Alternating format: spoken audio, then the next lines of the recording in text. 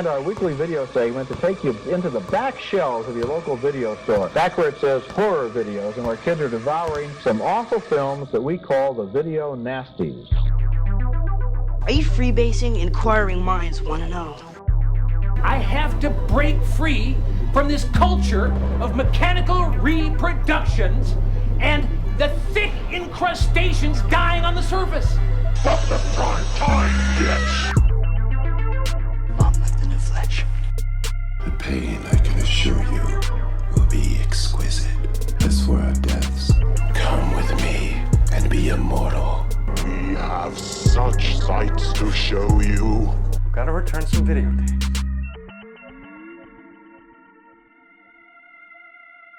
Hello, horror hounds, and welcome to the It Slays podcast. I'm your humble host, Rowan. And it's me, Alan. It's me, Eric. You gotta scream it a little bit louder. Come on.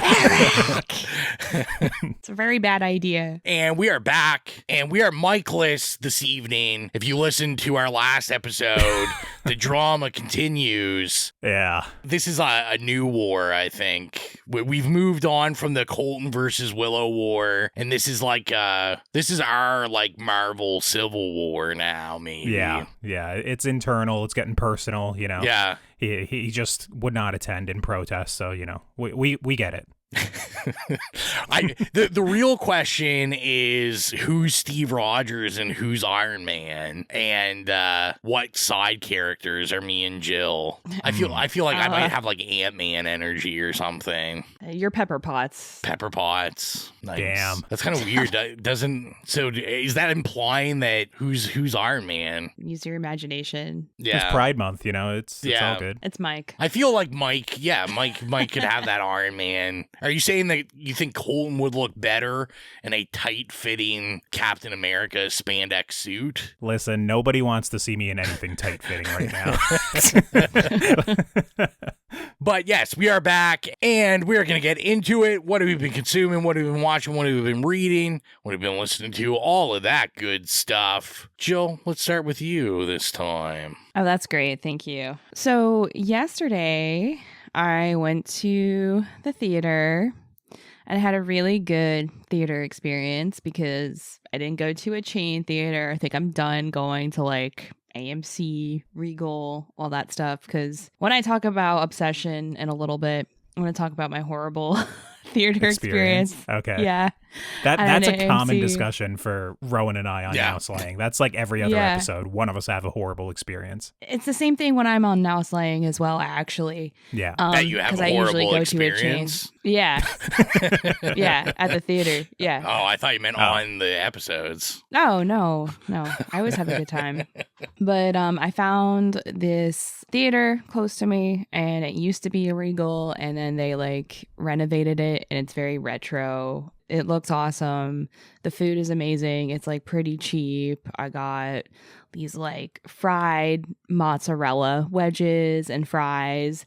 And then the seats reclined and they had heat and massaging options. So, and little tables for your food. So I was having a great time. No one else was there. I went to go see Masters of the Universe with Anthony, and it was just us in the theater, and it was awesome. I had no idea that this was even coming out.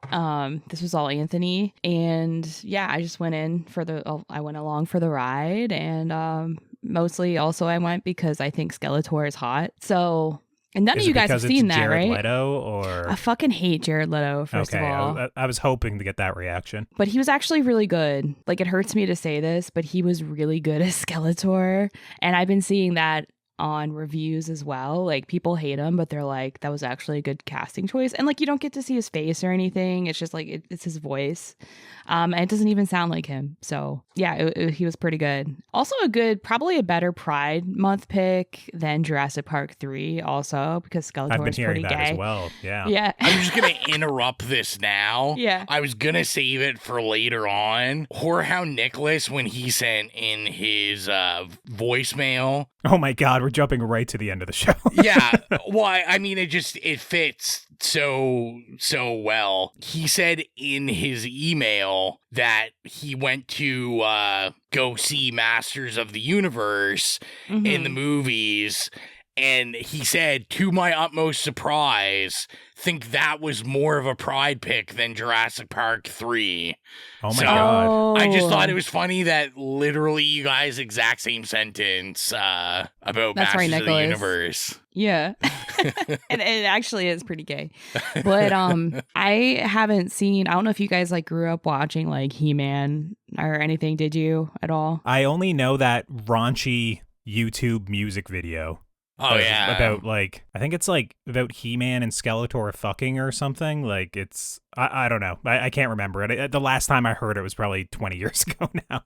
But no, I've never seen any of the like the What about TV the like what's going on meme of He-Man? Oh, yeah. Okay, yeah. Yeah, I know that one as well. I actually had this conversation with someone at work because it is on my list of movies I need to go see. And like I work with a lot of men that are like a little older than I am. Yeah. And we were saying how like, you know, like I just turned 39. I'm like just a little too young for He-Man. I feel like it's a little, you got to be just like over 40 to probably have that head hit. But I will say the Dolph Lundgren Masters of the Universe movie, I rented the shit out of that all the time as a kid. That was in the 80s, right? 1980, I forget the year that came out. I think it was 87. Okay. But I'll just say, there's no way this new one's as good as Dolph Lundgren. I haven't seen it. Walking around. I do want to watch it now because I was pleasantly surprised with this movie. Like I said, I went along for the ride. I like wasn't really expecting anything. It was actually pretty funny and it had some heart to it and some funny commentary on like working in an office and just like the social atmosphere of working in an office and also like toxic masculinity and stuff like that. Yeah, it was funny. It had good color to it. Like it looked nice most of the time. There's some like egregious use of CGI, especially with the tiger. But, you know, glossing over that, I gave it 4 stars. I thought it was a good time. And I'm interested in watching like the animated series and that movie from the 80s as well. Because the cover art is like the same. Like they basically, I think, took the old movie and did like an homage to it with the new like poster. Yeah, that would make sense, like the nostalgia play, right? And once again, going for that, either that older audience that would recognize the poster or just, I guess, an audience that are interested in summer blockbusters, it would just look like a cool poster. Yeah. I will say, just because I got to stick up for, you know, the physical media bros. I do know, can't think of like just whatever company owns the rights to it, but I know they just put out like a DVD box set of all the original He-Man cartoon as well as the She-Ra cartoon. Like it's like a whole collection of like the whole universe. And it's like pretty cheap. I think it's like $60. I think they're setting it up for a She-Ra movie because they kind of left on that note, like kind of like Superman, how they like left on a note like, oh, there's going to be like a spin-off Supergirl in a year's time. Yeah, which is actually, I think the She-Ra Netflix show did pretty well. I think it did better than the He-Man show because I think the He-Man Netflix show ended up getting canceled after a season. Damn. And okay. I think She-Ra ended up going multiples. Yeah, and I don't know off the top of my head if this one's doing well in theaters. I kind of assume not. But all of the box office conversation has just been around, obviously, Obsession and Backroom. So it's kind of taking up whatever air that Masters of the Universe would have had in that conversation, I think. Yeah, it's kind of tough to be a movie right now with like Backrooms, Obsession, all those things out right now. I saw that it was like flopping, but then everyone on my Letterboxd who's actually seen it likes it and they're giving it like 4 stars or 5 stars, and hearts. So yeah, I don't know, but I thought it was fun, a good way to spend a Saturday morning. And now I'm only ever gonna go to matinees, by the way. Like I try to go to matinees, But so on Thursday, there was a thunderstorm here. My power was out for like hours and it wasn't supposed to be back until like midnight. So we were like, okay, let's just go to the movies because we don't have power and it's dark and like, what are we going to do? So went to see Obsession. It was 10:30 on a Thursday night. For some reason, it's just like, it was infested with kids. Like the theater was infested with kids. Maybe they're like done school now. I don't know. But we were like the oldest people there, which right off the bat, I was like, oh, this is going to be bad. Like people are going to be annoying. And yeah, they were annoying. Had some like issues with people like in front of me, like not sitting in their right seat. And then people coming in and like trying to get in their seat. So I was like watching the drama unfold. Oh, that's always the best. Yep. And then, people were just like talking the entire time. And then 30 minutes into the movie, the people who were supposed to sit next to me showed up. But when they came in, they had their phone flashlight on, like full tilt. All the way, walking all the way up the stairs to the seat. And then still they had it on to like recline their seat because they couldn't find the button. And this was like 30 minutes into the movie. It's like quiet. It's like a quiet part in the movie where like you're getting some like monologues and shit. And I'm just like, oh my God, like, can you not? And then these people sit down and they talk the entire time. And then also the chick is on her phone and I'm like seething. So I was having a really hard time.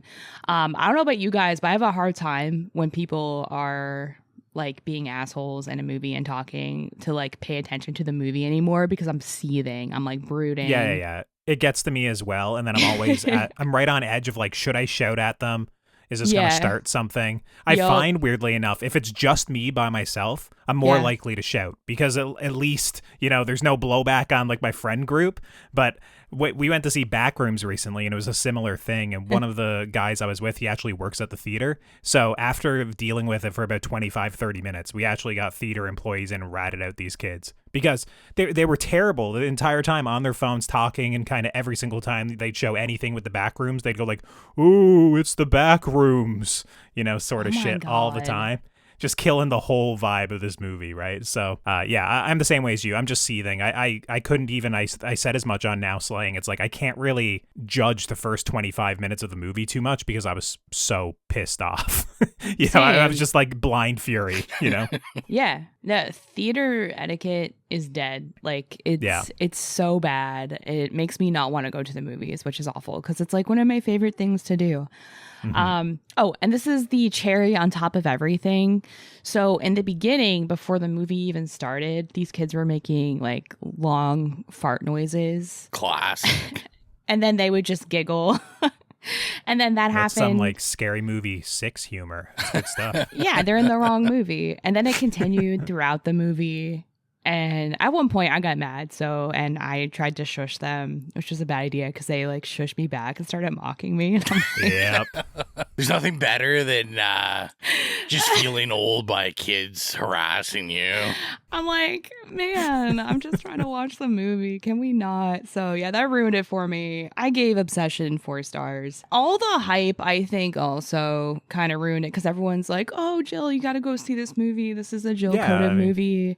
I'm like, oh, yay, okay, yeah. I'm gonna go see 4 it. stars is still pretty high. 4 stars is high, but like I feel like everyone around me really loves it. Like all my friends gave it like 5 stars, and they're like, oh, it's a perfect movie, and I'm like, there's pacing issues. It felt so long to me. Like the front part of it's very front loaded, like, and nothing's happening for a while, I feel like, and they could have cut like 30 minutes off of it, and I think it would have been more effective. But I like the concept. I thought it was cool. It was hard for me to sleep that night, honestly. I got back at like midnight, and every time I would wake up in the middle of the night, I'm like looking in the corner of the room. It was like after I watched Hereditary for the first time, and I'm like looking in the corners of the dark room in my bedroom, and I'm doing the same thing after Obsession. So yeah, I don't know, it got under my skin a little bit, so it was spooky, but not as good as I expected, but 4 stars is still pretty good. Also, I mean that's literally what I gave the movie, and I've been singing its praises since September, right? Yes. Like 4 stars is great. In my books, that's a you. Great movie. We're going to have to start bringing back the is it better than Jaws? 4 stars. Oh my God. God.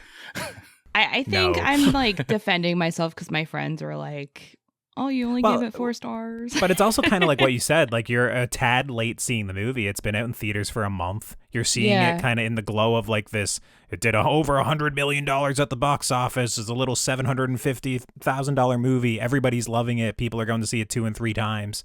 All this kind of praise for Indy Navarrette's performance. Like, you know, you're seeing it when it's probably not at like its peak hype. That was probably a couple weeks ago, but still like very much in the conversation, right? There's a lot of expectations kind of placed on it at that point. And then there's Rowan, who's like coming out with these crazy claims. It's a better directorial debut than Jordan Peele. I was like, he's out of his damn mind. Like, I've even sat on that, and I don't regret it at all. It's so well, you're wrong. I think if you listen to our Now Slaying episode, there's probably like a ooh or like what, you know. There's an audible reaction from me when he says that sort of thing. But I mean, I'm glad that he stands on business at least. Yeah, I love you like it. what you like. I'm happy for you. I'm happy for all the people who are obsessed with it. Obsessed with obsession. Okay, and then I watched Videodrome for the first time, actually. Oh, nice. Yeah. James Have we Woods, done that a on the real show yet? great human being. Did you guys do it on the show? No, I can't believe we've never done it. I think we've definitely talked about it every year. Oh, it's always in the bracket, isn't it? Always, For I the think. anniversary. Always. Yeah. Probably, yeah. I was going to say probably. I mean, one it's of my probably on my list of like 20 or 30 things to pick as well. I just Me couldn't remember too, if you guys did it before I joined. You guys both have seen it, right? Oh, yeah. Oh, yeah. Okay. Yeah. Yeah. I felt like a total toad because I've never seen it before. And I'm like, I'm on a horror podcast. And I'm Canadian and I haven't seen, you know, like probably one of the biggest Cronenberg movies, I guess. It was interesting, though, to watch this after watching Existenz like a couple years ago when we did it for the podcast, because I kept thinking about Existenz and comparing Videodrome to it because it's very similar, but it's like the video game kind of version of Videodrome, which is more like a movie sort of thing. I don't know if you guys got that from it, but I felt like they're very similar in that way. Yeah, I was going to say there's kind of like a lot of ideas in Videodrome that I think he expanded in Existenz, and like even just like how the wounds and stuff look, like the orifices, like look very similar. And I mean, I kind of feel the same like when we talked about Dead Rainers, right? Is that like as you see all his movies, you know, and even going into like Crimes of the Future and stuff, like you see that connective tissue that a lot of the stuff kind of looks the same and are almost like part of. I'm very curious if he imagines it as like its own universe of like how weapons and medical equipment and stuff looks and but I thought it was a cool concept and idea. I love the gore, and especially like the kind of third act of the movie I thought was really good. I think again, like my issue for this one was because I didn't give it 5 stars. I think I gave it 4 stars. I think 4 stars is great. Thank you. I have to defend myself because I feel like people come for me. But yeah, I gave it 4 stars. I really liked it. But I think Existenz is my favorite Cronenberg movie, actually. I really liked that one when we did it. So yeah. And then, last night I finally put in my new Criterion 4K of Anora that I got not too long ago. I had friends over and we went to the pool, and then we came back from the pool and they had never seen Anora. So I was like, I know how to keep the party going. We're going to watch this. And then I totally forgot about how like bleak the ending was. So I'm just sitting there and I'm like, and they're like falling asleep and like they look depressed. I'm like, maybe I shouldn't have put this on. It keeps the vibe going for a bit, but yeah, there's a sharp turn in that movie, right? Yeah. But yeah, I mean, the 4K is great. I watched it a couple months ago as well, whenever. Yeah, I still think it was probably a a month or two ago. yet. I gotta buy the 4K. It looks great. But yeah, I really love that movie, but they said they liked it as well, but I felt a little bad for possibly killing the vibe. How do you feel about the first half compared to the second half? Because for me, I don't know, I kind of like this modern, trashy Cinderella rom-com story for like the first 40 minutes or so. Yeah. And then it takes a hard turn almost into like buddy comedy, one crazy night sort of movie. And yeah, I don't know. For me, I prefer the first 40 minutes. The movie's still great overall. Mm-hmm. It's just, it's one of those movies that's a little front loaded for me. yeah. I was kind of thinking the same thing. Like it felt like it was very heavy in the middle, honestly, because I forgot how long that part actually was. I remember the first part being longer, but that's the part I like the most as well. Is like seeing her life. And then the rest of it is just like her kind of, interacting with these Russians and Armenians. Yeah, these bumbling henchmen. Yeah. Yeah, which is funny. And actually, have you guys watched the new season of Euphoria? I haven't watched any seasons of Euphoria. Okay. So also no, I've experienced it through social media. That's it. Okay. I really think they took a page from Anora with the last season of Euphoria because it's a lot of like, okay, the stripper is now like becoming friends with, or the sex worker is becoming friends with this like boss henchman sort of thing. And then, like, it's like a funny dynamic sort of deal. And so I was drawing parallels between those two. I just finished Euphoria, like the season 3 finale, like when it came out, and it was hot garbage. I don't think I talked about it on the show, but the first episode of season 3 and the last episode were awful. Everything else in the middle was pretty good. So I don't know. It's just like kind of the state of the world right now. Like every time HBO puts out a show, they just, not even just HBO, like Stranger Things, it was kind of the same thing. Like the last episode, like the finale is just never good and people are pissed. To be fair, I mean, that's a lot of just television for decades now, right? It's really hard to stick the landing. There's a reason why there's certain shows are actually like held up in high regard of like, oh, they actually nailed it, I don't know. I'm a big Breaking Bad fan. Most people consider Breaking Bad ends pretty good. Does it end the best it could have possibly ended? Was there higher highs? Yes, but it still ends pretty damn solid, I think. I feel like I always liken Breaking Bad, the ending, to Death Note, because I don't know if that's a weird comparison, but they're very similar. I can see what you mean by like the final shot sort of thing. Yeah. Kind of like how Death Note, well, spoilers for Death Note and Breaking Bad, but when people are kind of closing in on the main character and you get that one shot of like them dead kind of pulling up into the air sort of thing. Both of the shows end pretty similar with that, at least, I guess. That might be a double feature I'll have to do sometime soon. Wow. Because I love both of I them. also love Death Note. That'd probably be in my top 5 TV shows, and I hate weeb shit most of the time. I'm not a big anime guy, so. Death Note is sick. Like, it's a perfect show. 100%. I also watched it when I was 14, so it's yeah. That was the appropriate time to watch Death Note and think it's the best thing ever. It still hits, man. I mean, speaking of animated series, I started watching Castlevania on Netflix. Oh, okay, I've heard good things. I'm only on episode 3 of season 1, but I'm making my way there. So far, I really like the art style and like the plot. And honestly, the reason why I started watching it is because I've been playing a lot of Dead by Daylight, and there's. Is there Castlevania and Dead by Daylight? Yeah. There's okay. Yeah, there's Dracula and a couple other characters there, and Dracula's like my favorite killer in Dead by Daylight. So yeah, and then that's what I've been up to. Also, just playing a lot of Dead by Daylight. And yeah, that's all I've been up to. Colton, what have you been up to? What have I been up to? It's been a pretty quiet couple of weeks for me. Obviously back to work, not filming yet. That's next week, but just kind of in the prep period. So it's the sort of thing, a lot of my days I come home and then I either make supper or go to the gym or do something to take up some of my evening. And then I just find myself having like an hour or two to myself. So it's just, been not a whole lot of watching.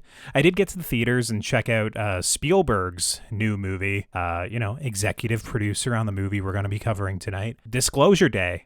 And I am in the vast minority with what I'm seeing online. It seems like everybody loves this movie. They're saying it's like the best thing since, I don't know, Minority Report or something. For me, it's the best one he's done since The Fabelmans, which is the last one he's done, so it's not better than like really anything I've seen by him in quite some time. I just think the movie's dumb. It's one of those things where I don't really know how to describe it with kind of getting into like the plot and into the specifics, and it's so new that I don't really want to do that. But it's one of those movies where it's being marketed as the plot is kind of disclosing the existence of aliens to the world in kind of seems like it's going to be grappling with how does humanity react to that? Like, how do politicians react to it? How does religion react to it? How does just like the everyday person kind of go on with their life with like knowing that this is out there, something greater than them?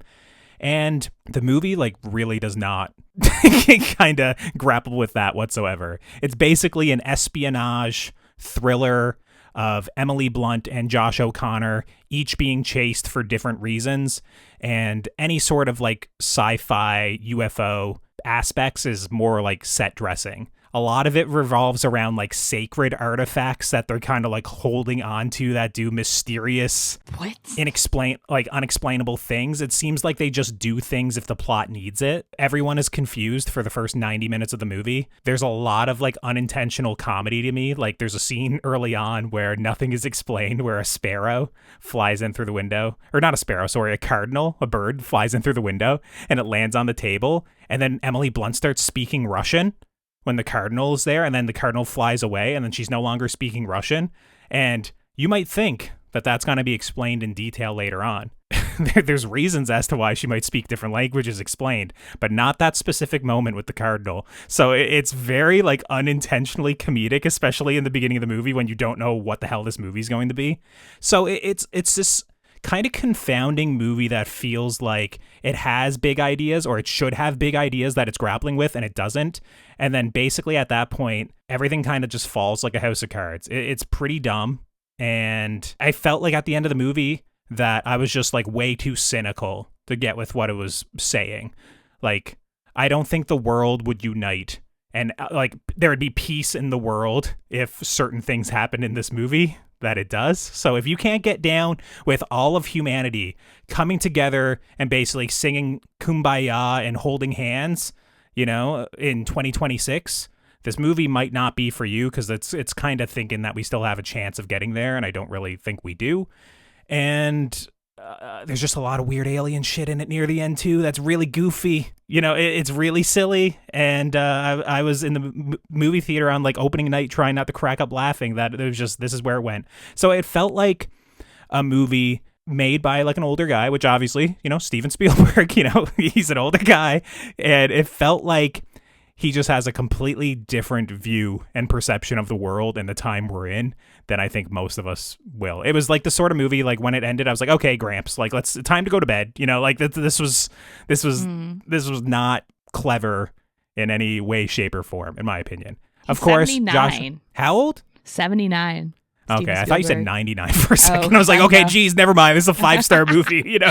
He's 99 making this shit, you know? But yeah, no, like, obviously Josh O'Connor, Emily Blunt, they're great in what they have to do. Emily Blunt is doing a lot of goofy shit, which, you know, you'll be on board or you won't be. You will literally know within probably about 5 minutes of this movie starting if this is something you're going to get down with. I thought it was silly right off the hop, and it never won me over. So, sure, it's Spielberg. There's great moments of blocking and the way that the camera moves, of course. But there's also weird-ass CGI raccoon running around, or CGI deer, or, you know, a train sequence that everyone is heralding as, like, this great piece of action filmmaking. I'm just like, this is like a shitty CGI car on the side of a CGI train with two actors kind of struggling to stand on it, and it's goofy.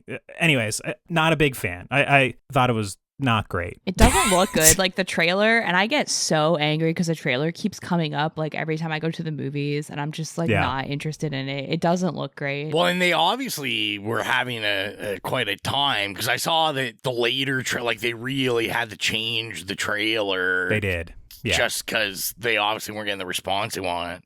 It doesn't surprise me, because I was going to say, I thought it's been a weird turn. I haven't seen it yet. I'm going to go see it. But like as it was coming out, like I feel like all the first reviews I saw of it like weren't good. Yeah. Oh, see, all the ones I saw. Oh, wait, you saw negative reviews? Everyone I knew that saw it or in the periphery, like from professionals to just random people, didn't like it. And then it was like, there was just like this wave of like, no, like everybody likes this. It's really good.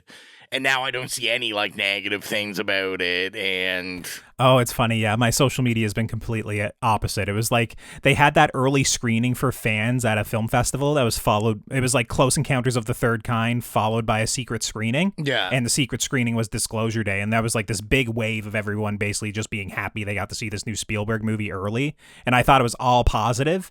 And then kind of the critics saw it, and a lot of people I saw, like, you know, we're big picture fans around here. They love the movie. Yeah. Rowan. So, you know, I've been hearing a lot of critics like talking about how this is great. Now, so It's kind of like we're so back energy for Spielberg, but for me, it's like Fabelmans was good. West Side Story was good. We're not in the fucking BFG era of Spielberg anymore. You know, he's been doing good things. So yeah, it's I don't know. I'll be curious to hear what you have to say about it when you see it. But for me, I don't know. It just felt so dumb. Yeah, we'll see. I don't know. Maybe I missed something. Maybe I was the dumb one. I'm not sure. But it wasn't very good in my books. Then I checked out a movie that also has very high reviews. It's literally the number one highest rated narrative movie on Letterboxd that I've never seen. It's called Harakiri, which is an old samurai movie, black and white. I think it's from like 1965 or something like that. 1962. I'm not a huge surprise, old movies. I'm not a huge samurai fan.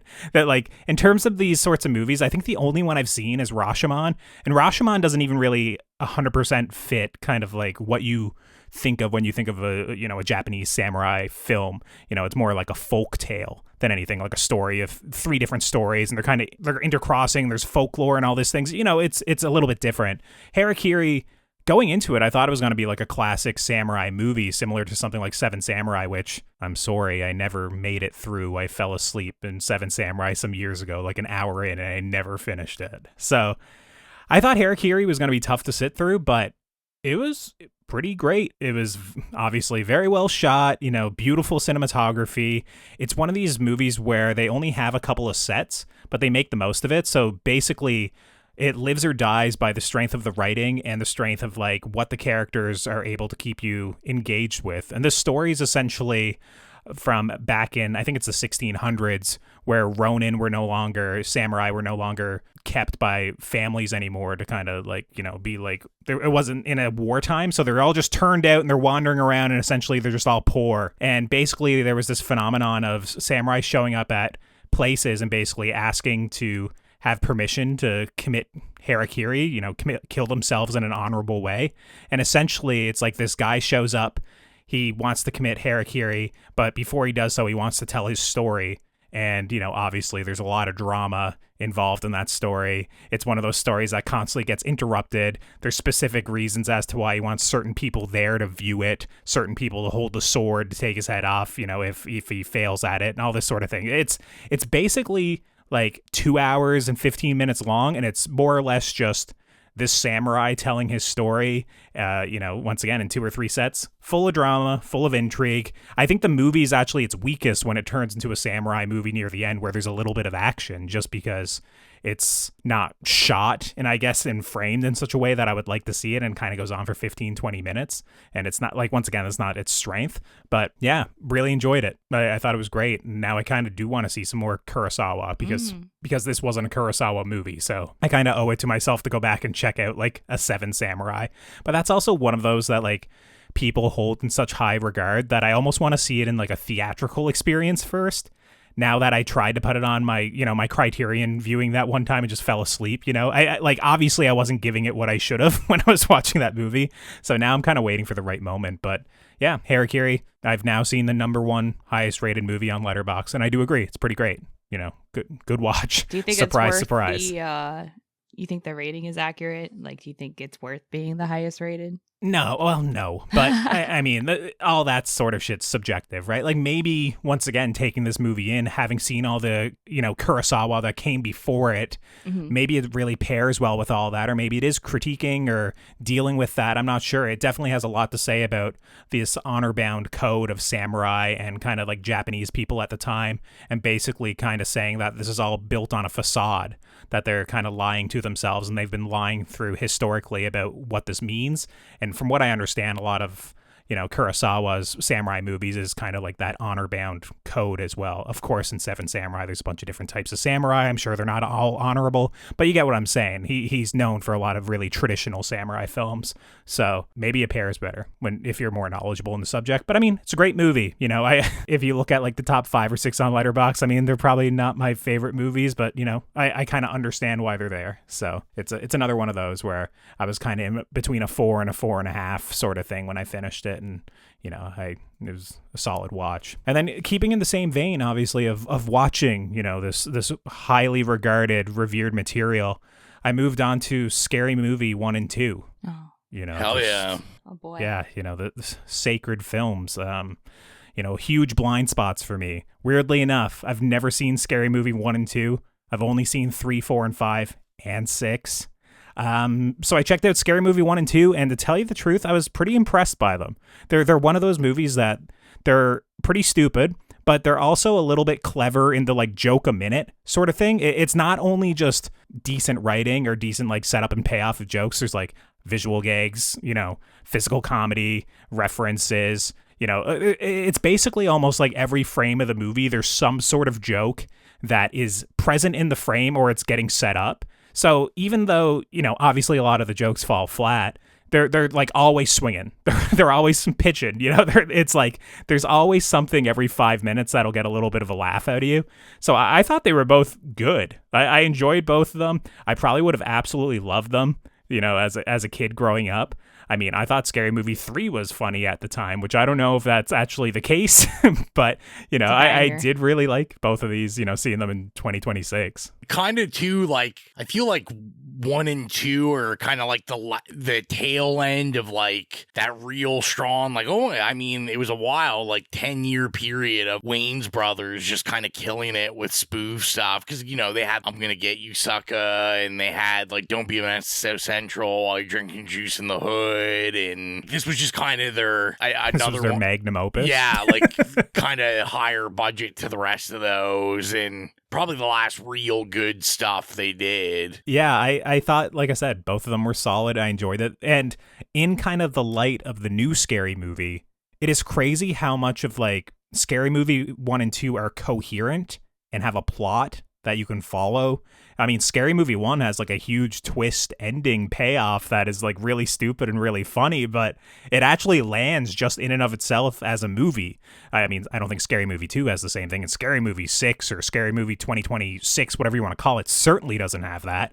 But I thought they were really solid, and definitely it was like, I wish I watched them. At least Scary Movie 2 has the strong hand, so yeah, of course, yeah, which is great. Yeah, it's a great running gag. But I wish I did watch them before I saw the new Scary Movie. I was watching them before we were going to do our episode, but now we're not going to do our episode. We'll just quickly discuss the new Scary Movie here for a minute or two. But a lot of what I enjoyed in the new Scary Movie wound up just being references to the old Scary movies. Like there's like a running gag with a micro penis that, Scary Movie 6 is bad, right? It's not very good, but the couple of moments that even made me kind of chuckle or smile in the theater were moments that was just a reference to Scary Movie 1 and 2 that I didn't realize were a reference to Scary Movie 1 and 2 at the time. So now in, hindsight, the movie has like nothing going for it, which is quite damning. It's one of these movies that it only has 3 types of jokes. It's racial humor. It's just like a random like Family Guy cutaway reference, like not in the world at all. It's just like, we want to do the substance here for a moment, so we're going to do that. Or it's kind of punching down on trans people. That's basically the 3 jokes that it does. And I thought it was a little bit strange where when I was watching it, it was like, it felt it was written in 2020 by people that are too old to be writing this sort of movie now. And I didn't really know how to feel about it. I was also a little bit upset that the main movies it's parodying is like Scream 2022, Halloween 2018, and then Ma as like a pivotal horror movie of the last 10 years. Like most people haven't even seen Ma.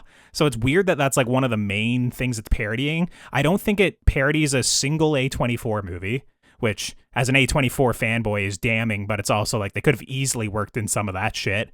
And I think the only like elevated horror, quote unquote, that it parodies is there's one moment with Longlegs, But yeah, I don't know. I just felt like it completely missed the mark. Rowan, you also checked this one out. Like, yes, I did. How did you feel about it? And you're way more well versed in the scary movie world than I am. I think you watched all 5 before you went and watched this one. So how did you feel about it? Am I off base? I definitely watched all of them beforehand. Yeah. No, I mean, I agree with you. I would even argue, like, I mean, 3, 4, and 5 are not amazing. Even 5, which is really not good, is like airplane funny compared to this. It's just like exactly what you said. Kind of the references back to the older movies are funny.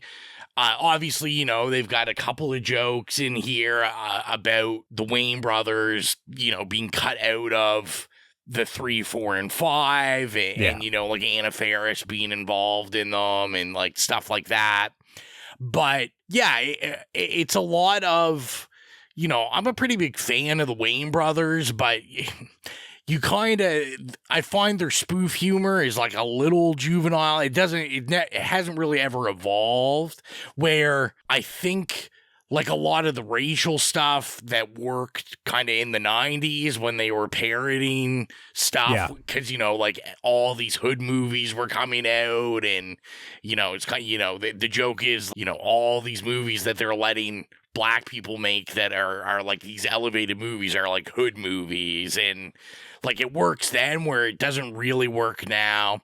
I kind of felt the same thing about there's a weird conversation going on with like trans stuff, which is also very weird because, like, as someone that follows like hip hop culture, 50 Cent, Marlon Wayne have been like going at it for a year. Like Marlon Wayne's kid is part of the LGBTQ community, and Marlon Wayne's been like very outspoken about that, and kind of traditional like rappers and stuff have kind of like mocked him and made fun of him for like supporting that stuff. So it's kind of weird because I don't think there's like any ill intent to it. I just think, honestly, there's no thinking to it. I think it's just like, what are the dumbest jokes that we can get the most amount of people to laugh at? And also, they're, you know, even all the jokes are referencing, almost all of them reference this, like, well, we're not going to be woke. The jokes are going to hit everybody. Yeah. But it's just like, I don't know, it loses that effect when it's like you got to continuously say that. And if you're going to do that, it's got to be funny. It's just like, it's got to work. It's not funny when you're doing the same pronoun joke for 6 times in the movie. Yeah. And even the character that is trans in the movie, or, you know, being portrayed as such, I had no clue who that character was or who they were parodying. And then after the fact, I had to search it up, and they literally just changed one of the people in Scream, made them trans for Scary Movie, so they had like a punching bag, someone that they can constantly kind of misgender throughout the movie, and, you know, have like basically the out of touch older people kind of be confused about it. And it was just something like, you know, it makes it sound like we're one of those that were like, oh, we're offended, so that's why we're upset with the movie. But it's lazy. It's literally humor that if it was in 2015, it would be starting to feel a bit dated. It's like some of this shit is like of the level of the like, well, I identify as a you know, attack helicopter or whatever the fuck people were talking about with that sort of like transphobic shit like 10 years ago. Like, so I don't know, man, like a lot of that stuff, it didn't offend me, but it also was just like, this is like lazy. It was offensive that it was bad. Yeah, it's interesting that you say that, you know, obviously the Wayans have like some connection to that culture as well, just because the subway scene in the movie that is kind of, I think it's like the beginning of the trailer, if I'm not mistaken, where there's basically a bunch of slasher people on the subway, and Megan takes off her head and it turns into Ghostface, and Ghostface stabs this person and misgenders them. And then basically the joke in the movie is that basically everyone is sick of hearing this sort of like woke shit. So that, you know, everyone on the train is like, oh my God, I'm sick of these people. And like they all start stabbing her. And, you know, basically the whole train kills this non-binary person is the joke of that scene. Whereas the original Scary Movie, that scene, once again, is in the movie, but it's with God, I forgot the character name, but she's in the theater and she's talking during the movie, and basically everyone's getting Regina irritated Hall, with her, and then Ghostface finally kills her or stabs her, and then as she's kind of like trying to get the audience to turn, like kind of help her, they're like, no, like you ruined Titanic, you ruined Gladiator, you ruined Big Mama's House 3, and they're all like stabbing her, like because basically she's come to this theater and talking all the time. It's a very different vibe, I think, like when you're making that joke as to making this pronoun woke liberal joke, I guess. Yeah. It's just it sucked, like, to me, like I said, because I was really excited. I'm like generally a fan of the Wayne brothers, so it's like, and especially when this started, there was the big controversy that they had shut them out and they weren't going to bring them back, and then they did. So I was like, awesome, the Wayne brothers are going to come back to it.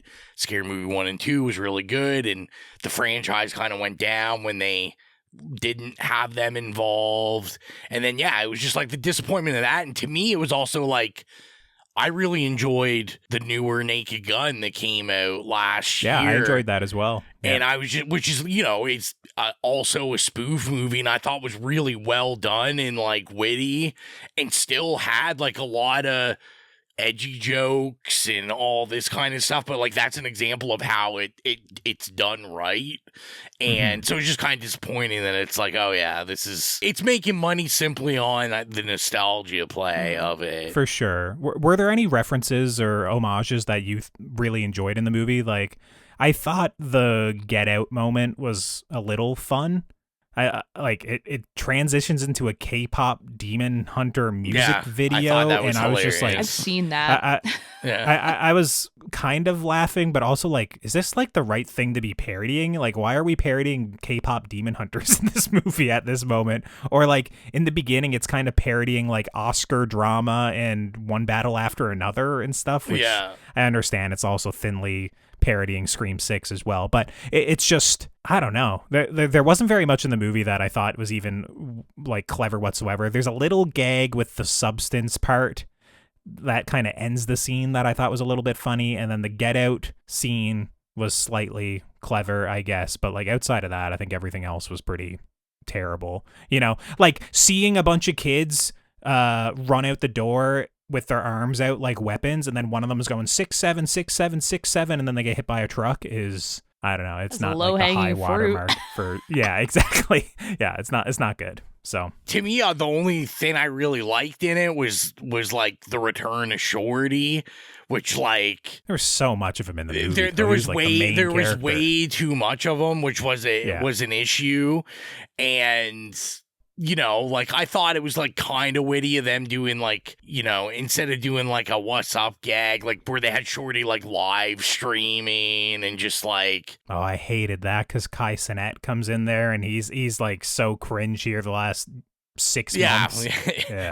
Yeah, well, and it was just, like, I was like, all right, this is fine. But like you said, the issue is just there's so much Shorty in it. They're just... Like I said, it's just they're just being like, hey, remember this? Like, remember you thought this was funny in the first movie that was really funny?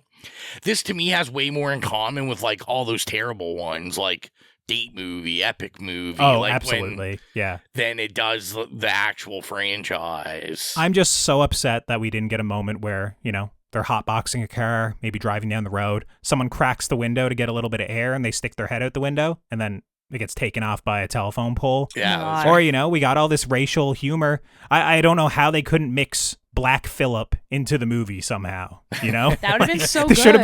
There should have been a cousin or somebody named Black Phillip who shows up, you know? Why weren't you working on this? I don't know. I'm not the right guy to write that movie either. But, like, when I was watching it, I was just literally like, they had nothing of that. I think that would be for hardcore horror fans. It was all, like, mass appeal of like, do you recognize Scream? Do you recognize Halloween? Do you recognize Ma? Which once again, I would say most people say probably not. But yeah, it was not good. If we were covering it on Now Slaying, it probably would have got an A from me. But you know. Anyways, Rowan, that's all I've been checking out. How about you keep it going? Yeah. What have you been consuming?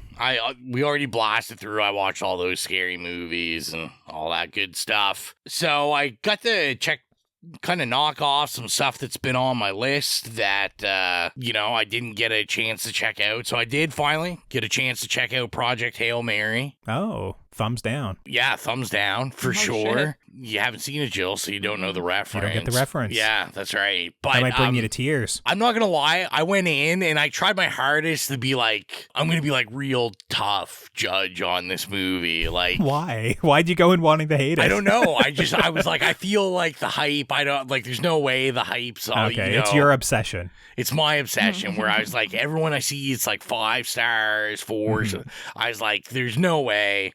And I think it was also because I got a lot of reels on Instagram. Like, I still get them of just like people talking about this movie. It's weird. I some sort of, like Hail Mary hole instead of a K hole or something. But I'm here to say it got like 4.5 stars for me. Like, I love this. I teared up. I teared up too. And I mean, we won't spoil the moment, but it's probably the same one. Yeah. Like, I thought it was fantastic. As always, I was a little worried about the length. The length is fine. It was great.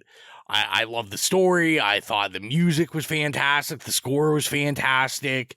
The stuff in space looked awesome. It's just all around really, really good.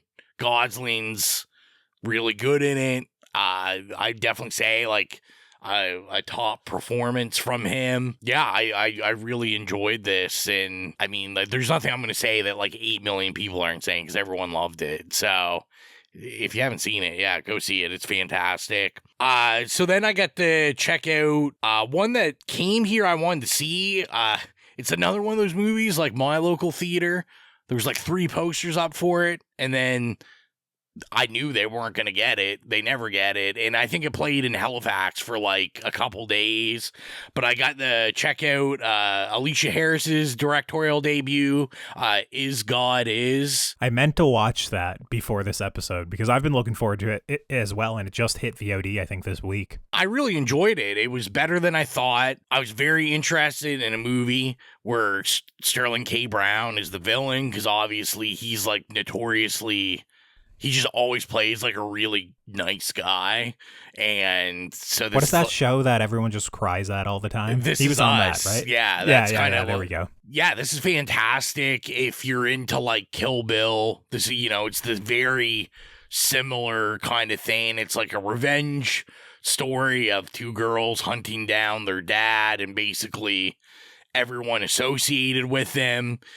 I thought pacing wise, I thought it took a little while to get into anything. It's definitely one of those movies that, like, it takes about 45 minutes for anything, like, significant to happen. But it's also, like, building this world of, like, the southern states, and it's sweaty, and, you know, the girls are just going around, like, kind of talking to people. But it's one of those movies, like, when it flips, it flips, and then it's this all-out, like, Kill Bill type thing going on. I'd be interested to see it's based off a off-Broadway play. Like, I thought I'd love to see, like, what that would look like. But it's fantastic. The 2 women that are the leads were fantastic, like star level, like star making performances. Carrie Young specifically was really, really good in this. And then like Vivica A. Fox is awesome in it. Janelle Monáe's in it. She was fantastic.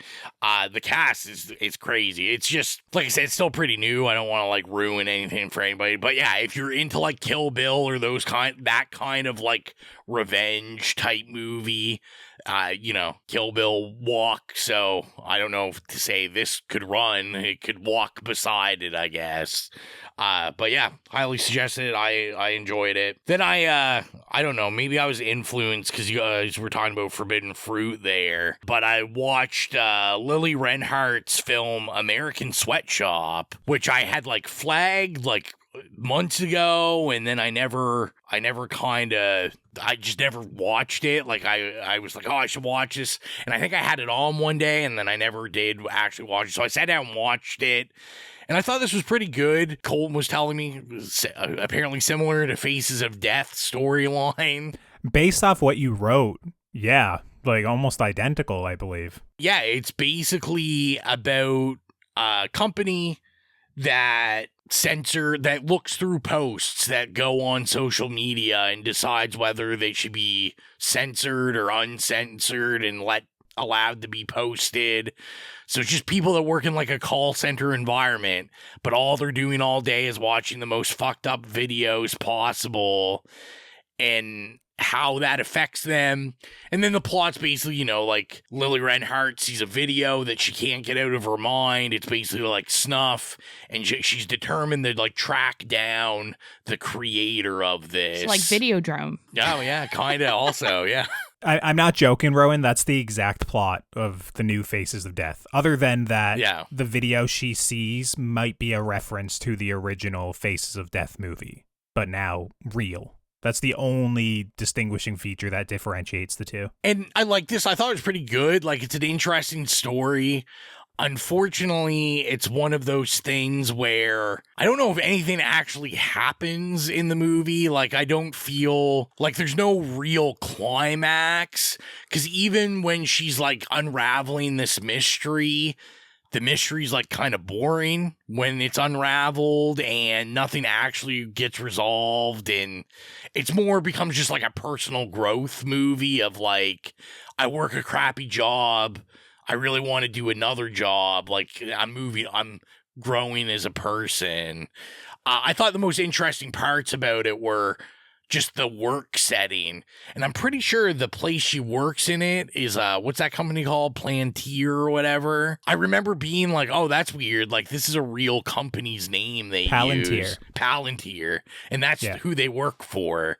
And I was like, oh, that's kind of weird. And I don't really know how they got to use that. But yeah, I thought this was pretty good. The director, it's a German director that basically did like episodes, a lot of TV, like episodes of Black Mirror, episodes of like The Defenders, and then they made this. So it was all right. Like I said, it wasn't like amazing, but I thought it was a pretty good watch. Lily Reinhardt is very good in it. Then I got to check out Ballerina because I didn't get to check that out. I still haven't seen it. It's always one of those that I think about putting on and then I see and I think it's like over 2 hours. I'm like, I don't know. Well, and this is one that I put on like weeks and weeks ago, and then I literally fell asleep like 2 minutes into it just because I was tired.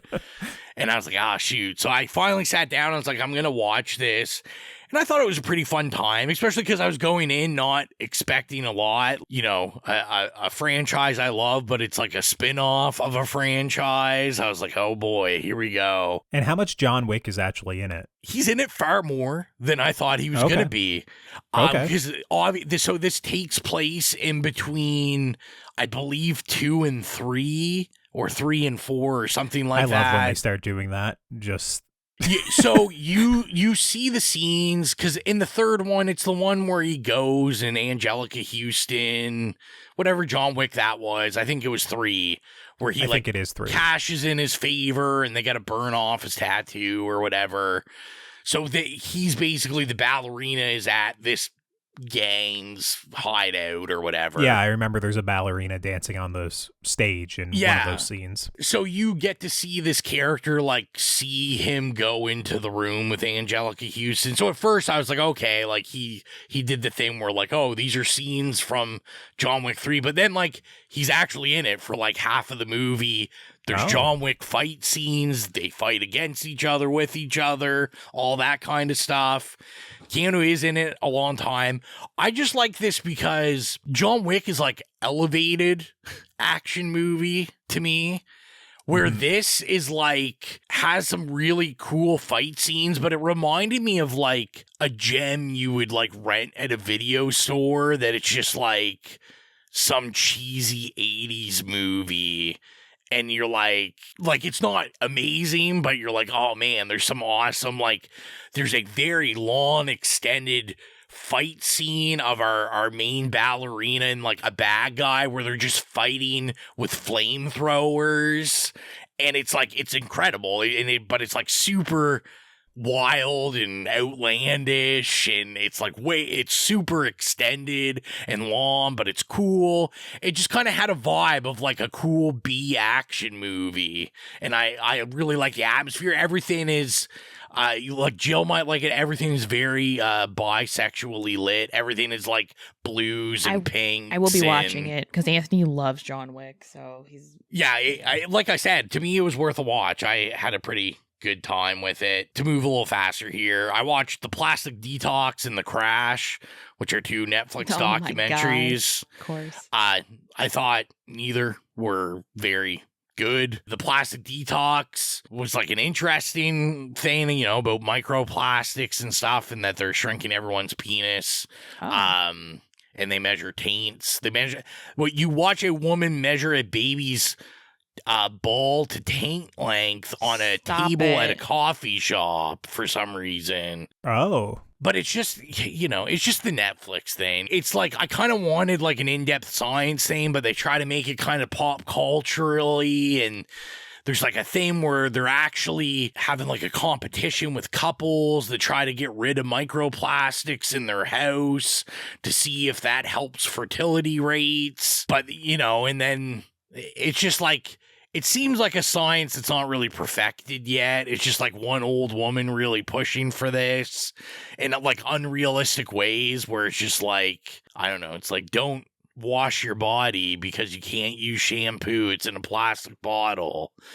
So you got to find a way to find things to wash yourself with that don't come in a plastic bottle. Just rather not have kids. Yeah, I mean, I that would be the thing. That'd be stanky. I know everyone's talking about The Crash. I thought it was fine. I didn't know anything about that incident, but I thought this was just a very generic, it's pretty short, it's only like an hour and a half, Netflix true crime documentary where you get the story, you get the players, and that's it. Like, there's no real in-depth anything going on. They show, like 10 seconds of the perpetrator where it's like, oh shit, she might actually be like really fucked up and just putting on a show. But other than that, it's like, it's just a very generic, this is what happened. This is the event. This is what happened in the court case, the end. And to me, like when I watch these documentaries, I want to see like inner workings of stuff. And it didn't give me that. And then the last 2 I'll bring up, I got to check out How to Make a Killing because I missed that in the theater.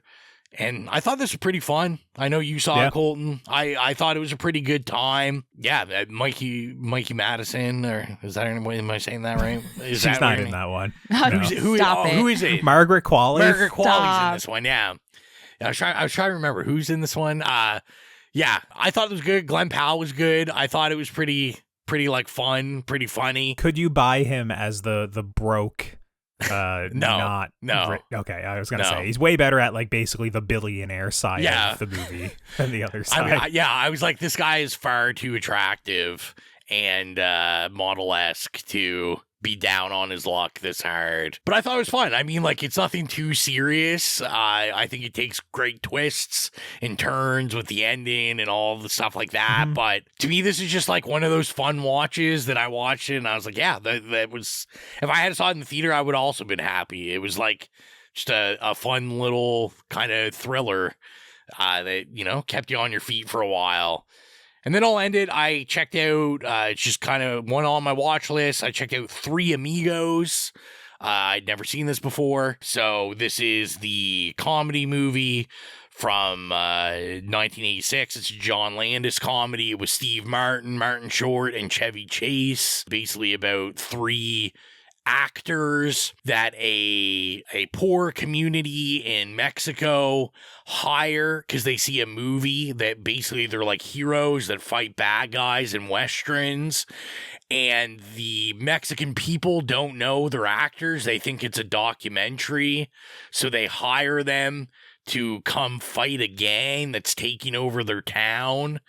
And these guys are kind of, you know, they're like idiots. They're just actors, and you know, they're kind of like just portrayed as airheads, and they take the job thinking it's an acting job, and basically they show up, and even while the gang's shooting guns and stuff, like they think it's blanks, and they're like asking if they can do their lines again and stuff. And I thought it was all right. I was kind of disappointed because I know this is like a big movie for a lot of people in the 80s. I mean, I like all 3 of these guys, but I've said many times, like, I'm a pretty big Chevy Chase guy.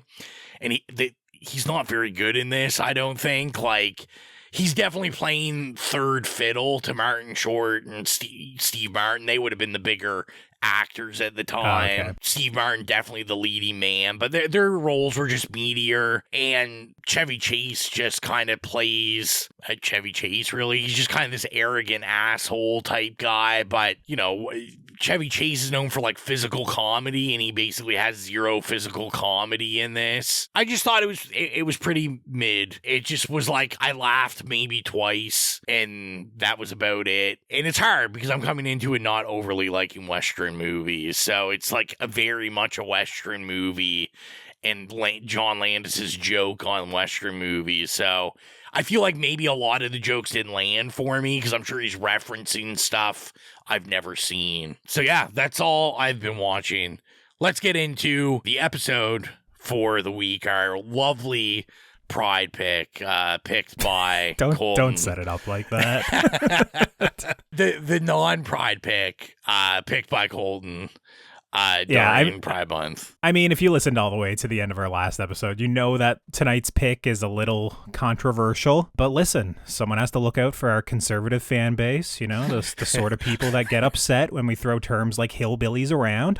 And, you know, I think if you're a hillbilly, you're going to love this pick. But no, in all seriousness, I picked Jurassic Park 3, as we've covered the other two entries usually around this time of year.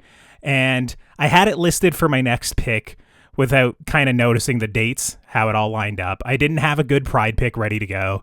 And to be honest, the Pride picks I had previously listed for consideration that would be suitable for this show, we've already done it as a main episode or on Now Slaying. And to kind of use Google to give me a last minute, you know, Pride suggestion, I thought was equally as insulting as just picking as whatever I plan to discuss. So I went with it, and if you're angry with me about picking it, I have some great news for you. I won't be on most of the episodes coming up when the show continues here because, you know, we're starting filming next week and just our shoot days clash with the night we usually record the podcast. So get ready for a lot of Colton-less episodes and get ready for our review discussion on Jurassic Park 3. So with that, let's get on to the trailer, and we'll be back with the synopsis and first experiences. On this remote island, they have come to rescue their son. Ben! What was that? Now they will discover. Get her! It will take all their courage. We're not leaving without our son. Just to survive. Jurassic Park 3. Mom? Rated PG-13 at theaters Wednesday, July. Jurassic Park Roman numeral 3 was directed by Joe Johnston and written by Peter Buckman, Alexander Payne, and Jim Taylor. And the story is as follows. An odd couple with ulterior motives convinces Dr. Grant to join them for a flight over Isla Sorna, acting as their high-priced tour guide. But when an unexpected landing sets them on a collision course with a bigger, badder dino that's developed a taste for humans and T-Rexes alike, our survivors struggle to find not only a place in this lost world, but also a missing child. So, first experiences, is this our first time seeing the critically acclaimed Jurassic Park 3? Or do we skip 1 and 2? We go right to 3 because we're really just trying to rush to Jurassic Park Minion when we're watching them. Or I said Jurassic Park Minion, I'm pretty sure. Yeah. Jurassic Park Minions might be better than Jurassic World Dominion. Yeah, Jurassic World Dominion. But you can work on that after the Leprechaun. Yeah, this is our first time seeing Jurassic Park 3. Colton, it would be a shock if you said this was. No, this was essentially The Last Jedi of 2001. If you were around on the internet when The Last Jedi came out, it was like cataclysmic. You know, everyone was so upset. I was one of the people. My friends and I, we went to see it. We left the theater. I had a 2.5 hour phone call with one of my friends the next morning about how upset we were about The Last Jedi. And Jurassic Park 3, as like, what would have been? Like a 9-year-old? It was basically the same thing. I saw it in theaters. I was absolutely heartbroken when the T-Rex died like 15 minutes in the movie. And I just never got over it. It was this movie where I was so upset. The Spinosaurus could never win me over. You know, the raptors had feathers on them. And, you know, even though the pterodons were cool, It wasn't enough back then when I was a kid to kind of win me over. I was so upset. The divorce subplot, my family was going through a divorce at the time. It was a little bit too close to home. So not only did I have to deal with divorce as a kid, I also had to deal with the death of the T-Rex. And it was damning for me. It was the sort of thing where all of my friend group, Jurassic Park 3 was like the ugly duckling for a long time until some of the later Jurassic World movies came out. But yeah, I've seen it dozens of times, I would say, over the years, but it was like a hate watch for a couple of decades. That's for sure. Jill, have you seen Jurassic Park 3 before? Damn, that was like your villain like story arc over there. Like, yeah, it was. I was very upset. So this was the only Jurassic Park movie I haven't seen yet. So oh my god. Yay, okay. I finally seen them all. Thanks, Colton. Wow. It's wonderful. Actually, something you can be proud of, I think. So everyone was like, "Oh, that's the worst movie. That movie is terrible. Blah blah blah. It's garbage." Yeah. So I already recently watched Jurassic World Dominion, and I did talk about it on the podcast and how much I hated it. So I was like, there's no way that this is going to be worse than that. And I still think this is better than Jurassic World Dominion. But yeah, it's my first watch, and I watched it today. So yay. What about you, Rowan? Yeah, I mean, I definitely have seen this before. I was trying to remember if I had seen it in the theater, because I think when we did 2, I talked about how all I remember was being in the theater, like eating a large pizza and a 2-liter bottle of pop. And it was me and my friend. We were the only ones in the theater, and then my parents came in like separately, not knowing we were seeing the same movie, and we shared pizza with them. But now that I think about it, I don't know if it was 2 or if it was this one. It might have been this one, because I'm looking at the date and I'm like, 2001 seems a little more age appropriate that I'd be at the theater by myself than 2. So 96 or 97. Yeah, like I mean, yeah, I'd only be like 10 for 2. So yeah, I went with my aunt because, once again, family going through a divorce. God. So I mean, I've definitely seen this one, and I watched it not too long ago. I think I watched it before Rebirth, because I kind of was digging through all of them, and I fell off after this, so I hadn't seen any of the Jurassic Worlds or anything. So I did rewatch these, so it's definitely not the first time I've seen it. So yeah, I mean, with that, let's go to yet again another island and talk about Jurassic Park 3. How many islands are there? That's the real question. So this is Site B. It's the same island as number 2, and these are the only 2 movies that take place on it. Yeah. So do we just open it with my first note, which just says Dinosaur? Yeah. Just an all-time company name. That's great. Dinosaur. The silly paragliding sequence, which, I don't know, there might be this might be a nuanced conversation, or I might just be jumping around frenetically to a bunch of stupid shit. But Dinosaur, great name for a paraglider, parasail, whatever you call it. I don't know how everyone in the boat died when they went into the killer fog, but that's fine. Cool opening sequence when it's actually shot on location. Quite bad whenever they cut to the close-ups of the cast and they're very clearly in just a harness in front of a green screen, and they're kind of just shaking it around. It looks really goofy. Yeah, I had the same reaction, because I was like, you know what? I like this opening shot. This is very cool. I like the idea, this business idea. And then, yeah, you get that up close and it's like, oh, they're just hanging on a wire. Like... Yeah. Yikes. Yeah. So I was going to say, like, to me, you know, we had the conversation when we did 1. We had the conversation when we did 2, which I feel like 2, I really fought for. There's like a lot of like lineage to horror and to like, obviously, like Godzilla monster stuff, especially when you get the dinosaurs like in the town and that kind of stuff. Oh, yeah, it's basically like a King Kong monster movies, Godzilla at that point. I remember rewatching this before we did our Rebirth episode, and I remember, I don't even know if it was Colton or who I had a conversation with about it, but I think this is the most appropriate Jurassic Park 2 review on a horror podcast, because I think this is just a straight-up creature feature horror movie. in my opinion. All the way through? Most of it. I think Okay. the general idea, and I did try to read up on as much as I could, and it really seems like the intent with this was to strip everything out, the science, all that kind of stuff. Which they certainly do. And make this literally like a monster slasher movie where the Spinosaurus is like basically just like hunting people down and they're running away from it. And I thought like this had some of the more horror-esque sequences that we'll get into, I'm sure, later. Like, I'm saying this not saying you're going to predict my rating because they're not really related, but I felt there was more kind of scenes of horror or terror in this than necessarily like any other Jurassic Park. They didn't kill a kid, though. 2 opens up with them like killing a kid. True.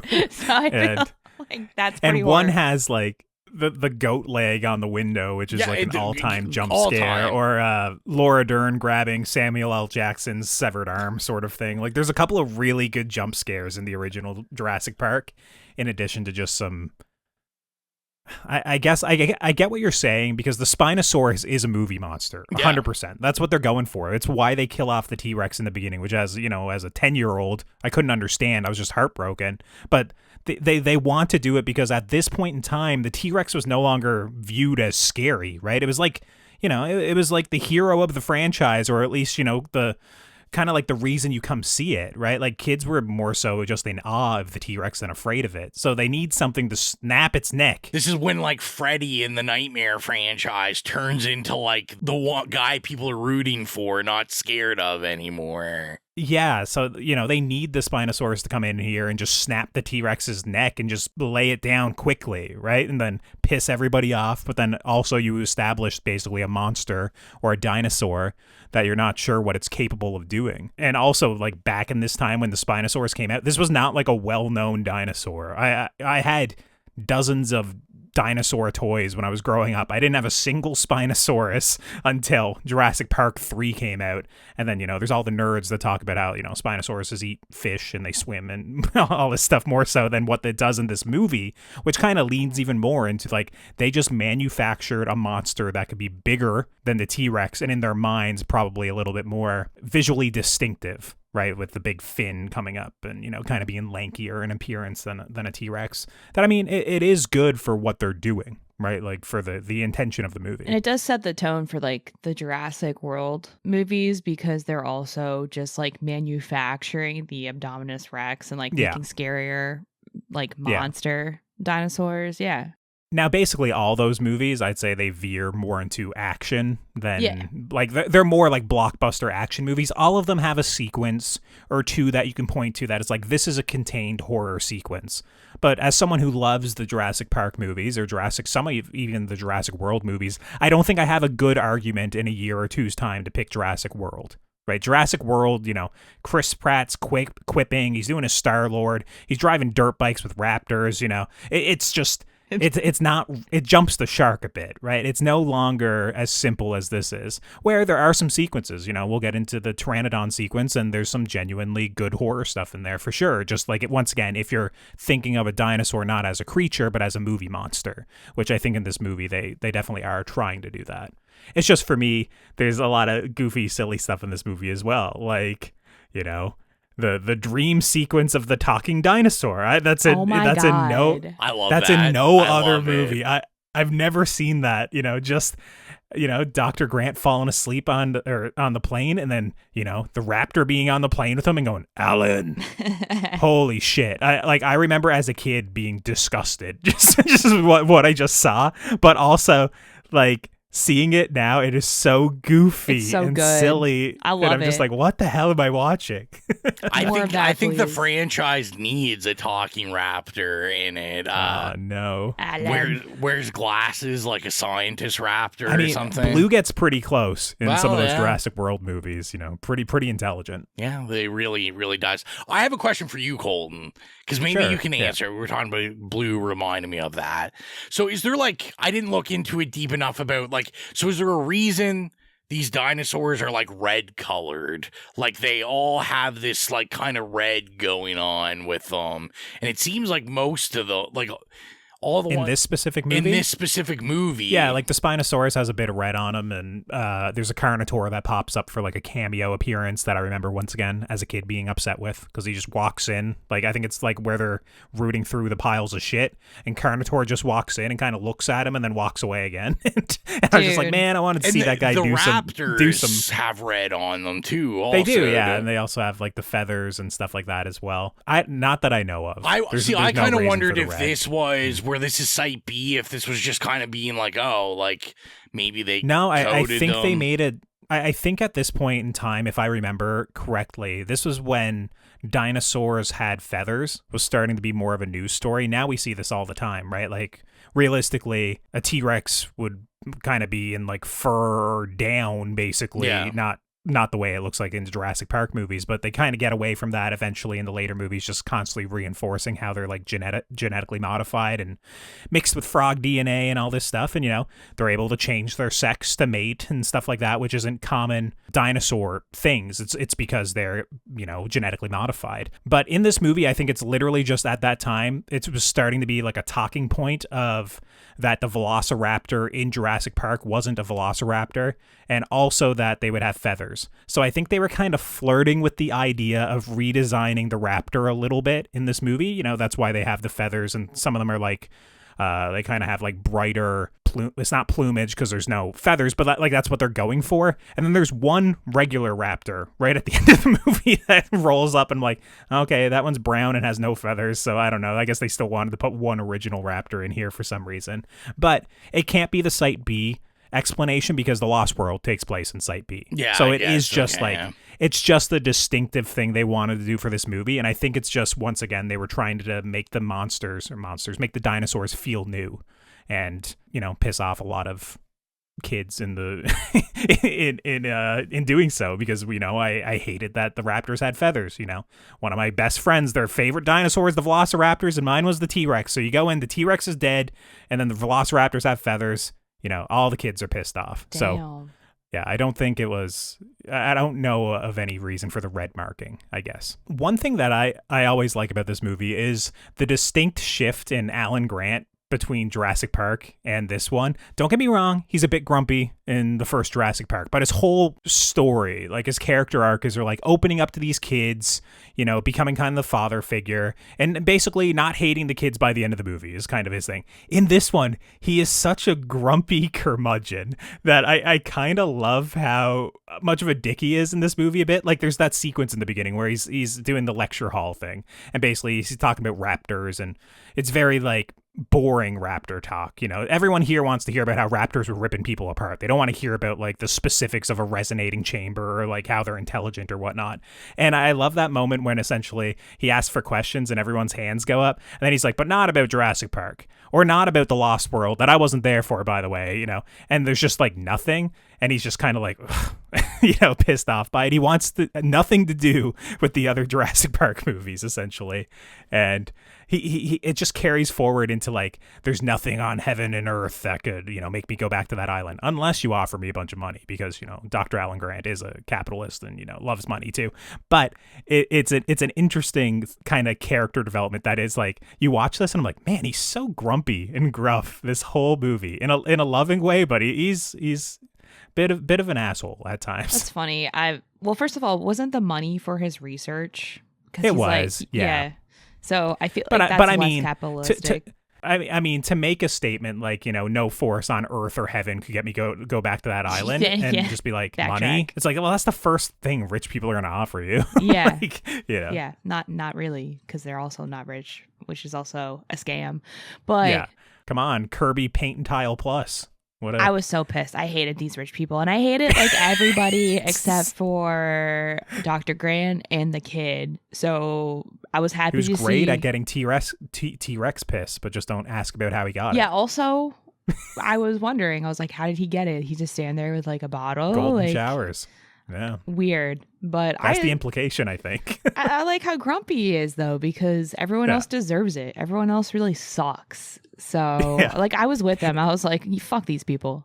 It's just funny to be back to a Jurassic Park movie and the main character just be like begrudgingly going through the movie of like, oh, I'm back here again. Like, go back to Jurassic Park 1 and him taking, messing up taking off his glasses because he's in so awe of like a brachiosaurus to this where he's like, this shit again, schlepping through the jungle, I hate my life. It's just it's just so funny. Yeah. I mean, it's definitely to me better than what it could have been, because I know like when I was reading up on it, I saw obviously like most of these franchises, right? Like I think they went through like 5 or 6 scripts for this, and apparently the original idea when Joe Johnston had come on, that had already they had already been working on it, was that, what was it supposed to be? It was Alan Grant was like hiding on the island. Like he basically stayed on the island because they were trying to figure out like how are we going to have Alan Grant back. And it was like, oh, he actually snuck to the Site B and is like living there so that he can like flies away in a helicopter at the end of the first one. Yeah, well, how does that work? So to me, I was like, I much prefer this, and obviously.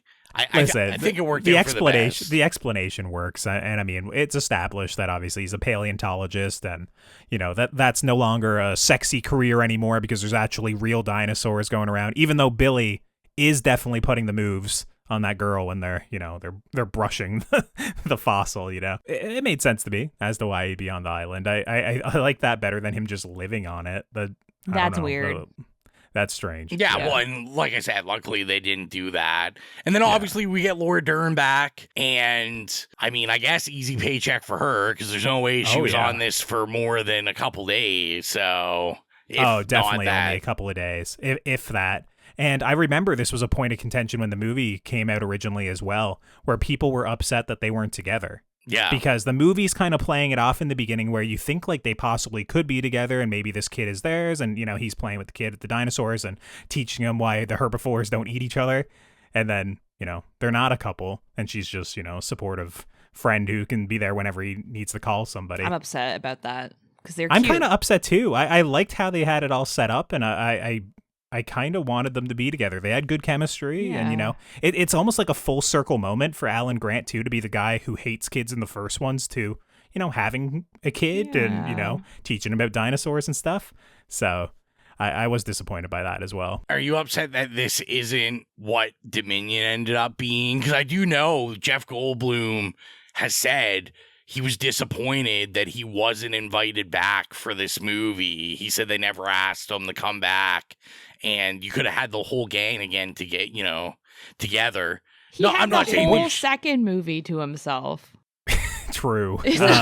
His kid could have played with their kid and all that good stuff. Well, yeah, I mean, like if we're rewriting it all, you bring back Sarah and bring back the kid, and you have all this, but I think if Jeff Goldblum was in this movie, it would have just been a cameo similar to Laura Dern, right? It wouldn't have been like a prominent placement or anything. And then they do that in Jurassic World, isn't it? Or it might be Jurassic World: Fallen Kingdom. He comes back basically to give a speech in one of them, and that's it. Yeah. So I can't remember which one it is now. It's been a few years, but I like what they have in here. It's just when I saw Laura Dern and Alan Grant interacting in this way, and then also when he goes to leave, and there's like this moment where he feels like really lonely and has like nothing going on in his life other than looking over like forgotten bones, looking over raptors. I don't know. I just wanted more for Alan Grant for sure. Like, and I remember as a kid, I was like, oh yeah, obviously they're husband and wife. And then they have to make it very clear, when the husband comes in and all this stuff. And he's the dinosaur man. He's not dad. And, point of contention, I guess. They got me. I wanted something else. I will say what was interesting when I was reading and just looking at stuff about this that kind of gave it a new light for me was obviously when you're getting into the third one and it's not Spielberg and you're like, oh, they got like some guy coming in and working on this.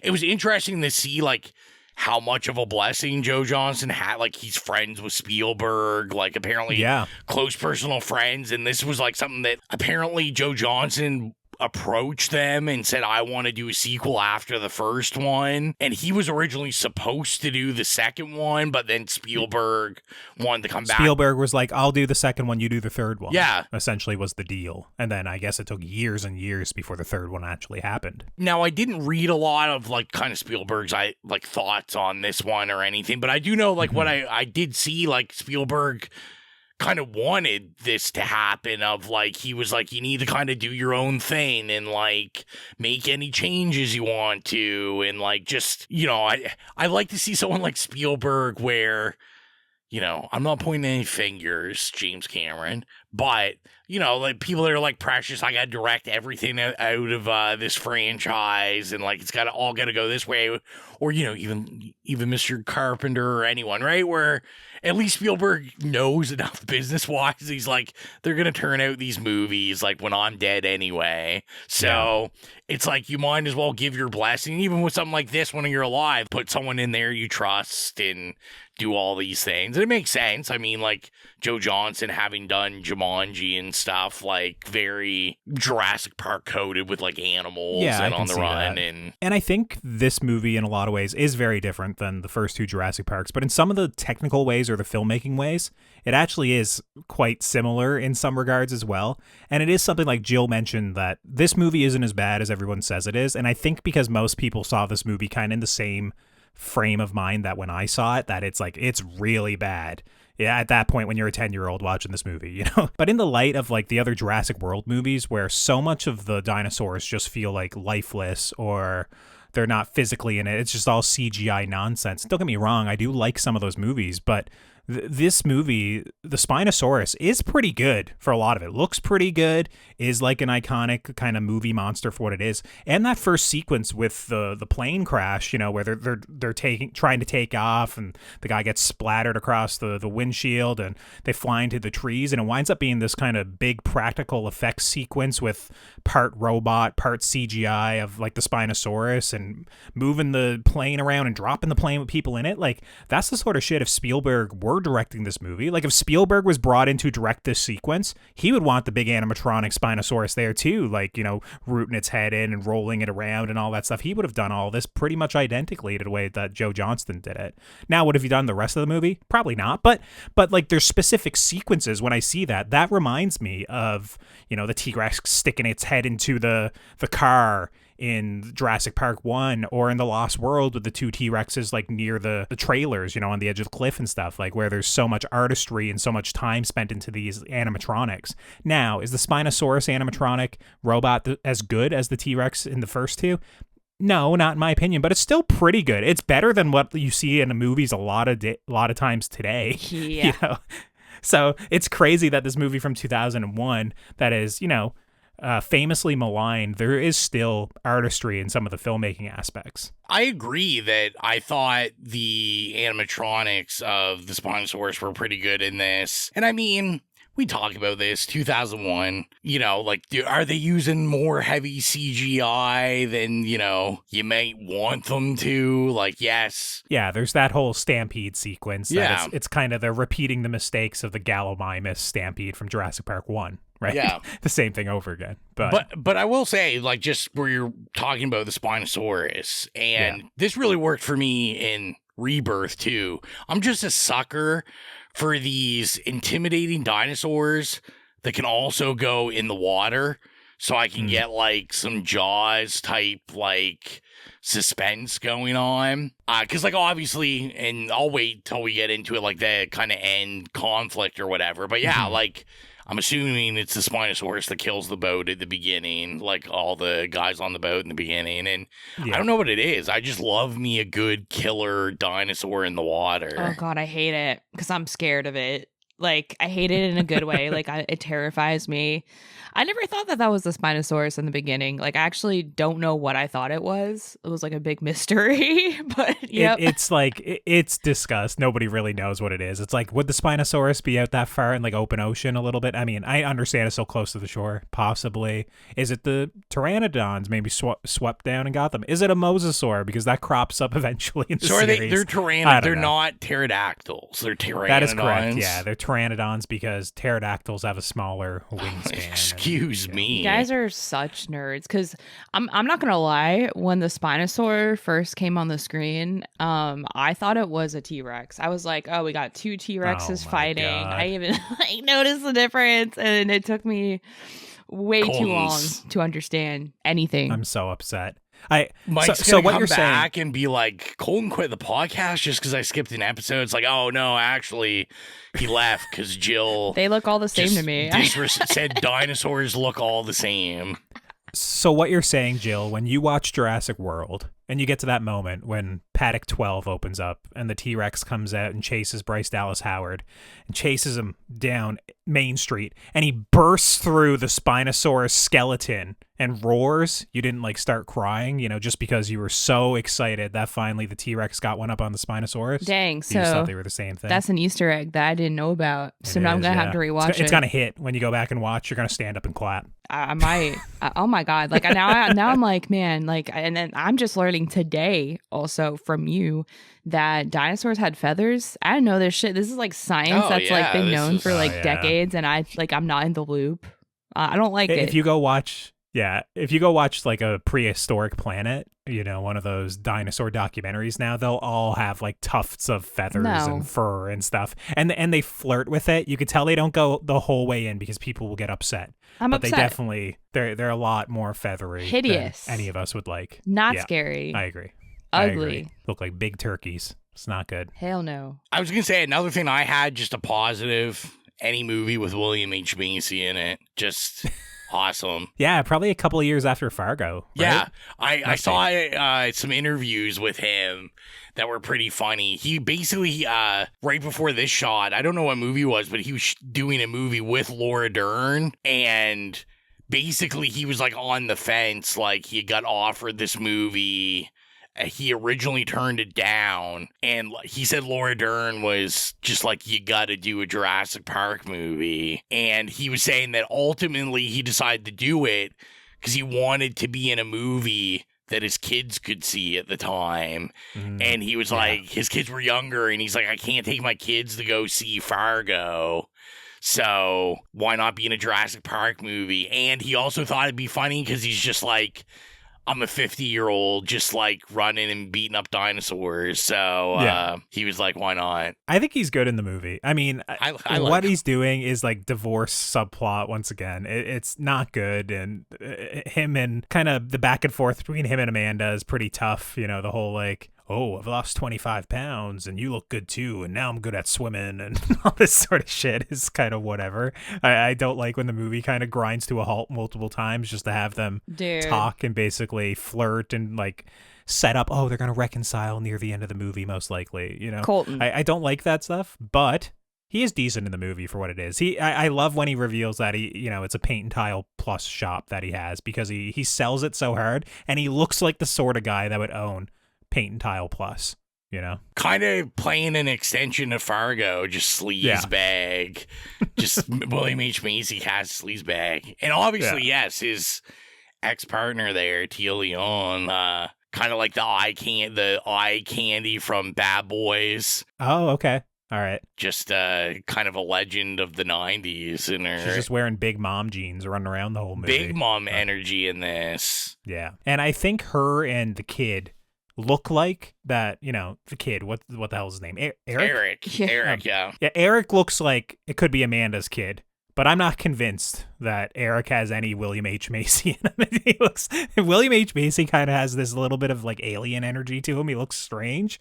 He has a big bushy mustache, but good casting for Eric and Amanda. They look like they'd be, in the family together. I was going to say also a note as we talk about kind of the departure from the other ones. And I think you could say out of one, especially with 1 and 2, like very thin story. Like I said, it's kind of lean like this monster slasher movie.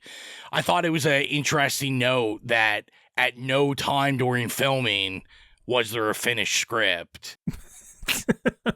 Oh no. William H. Macy also talked about, and Joe Johnson talked about how even when they were done, there still was not a finished script. They were just shooting it on the fly.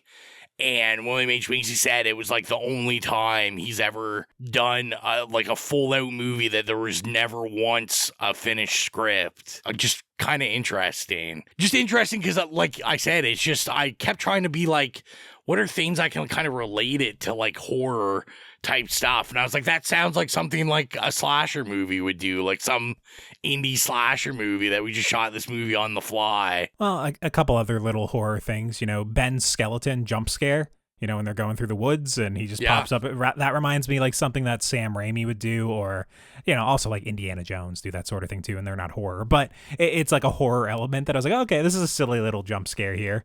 Or the raptor, this is so silly, but the raptor keeping its head completely still in the tanks when they're all going by, and then it spurns, like he moves his eyes and runs after them, and it starts a chase. That's kind of like the slasher villain hiding in plain sight, or in more modern movies, you got the threat kind of in the corner just staying still, and then you only really notice it once they move, shit like that. I really like the scene where they kind of go into this like lab with the overgrown like grass and moss and stuff. Because I thought it was so cool, like, as they're showing the kind of, them obviously trying to grow the dinosaurs, and, like, the embryos are, like, aborted dinosaurs. And I was like, to me, I was like, this is kind of cool, because it's, like, kind of a nod to, I was thinking about, like, Alien or something, or Aliens, when they're the face huggers are all in the life cycle of the xenomorph. Yeah, and I was just like, it's just kind of a cool sci-fi horror thing. They look cool. I was like, they kind of look horrific, but like sad at the same time. And then, like you said, I do love the raptor kind of giving the blink, and I'm just a sucker for raptors, man. I love the velociraptors so much. Yeah. After that sequence, is this where we get the silly Spinosaurus ringtone thing? Yeah, it's coming. It's coming. That's towards the end. That's pretty good. Yeah. No. There's a good one. I think when they leave, right? They wind up coming to like the high voltage fence. That's what draws them both together. They hear the ringtone of the sat phone, and they both kind of converge on both sides of this electric fence. Yes. And they're like, "Oh my god, it's the phone, it's ringing." And then the camera just pans, and it's just the Spinosaurus standing in an open field with the sat phone sound, I guess, like ringing from its belly. Like its ass. So goofy. I love that. I love that moment. And then I think the camera like crashes on Alan, and he goes, "Run." And they all start running. Like, just some goofy moments in this movie. And the sound of the sat phone in this movie is like ingrained in me. It's so irritating, but also a little bit iconic. I almost want to make it my ringtone. I think you should. Yeah. The ringtone I was cracking up with that. I kind of even like the plot of the 3D printed like raptor thing. That's ahead of its time. I didn't even know that 3D printers existed back then. So I found out that it's actually what that is it's actually the vocal whatever it is system. The resonating chamber. The resonating chamber of a dog. And they just expanded it for the movie to make it bigger. But that's what it is. Like, apparently that is an actual kind of replica of a dog's resonating chamber. It's stuff like that. That's why I love Jurassic Park movies. Find out random, like I was doing all the research of like all the animal sounds they mix to make the Spinosaurus roar. Like that stuff fascinates me. Where I'm like, this is a guy's job.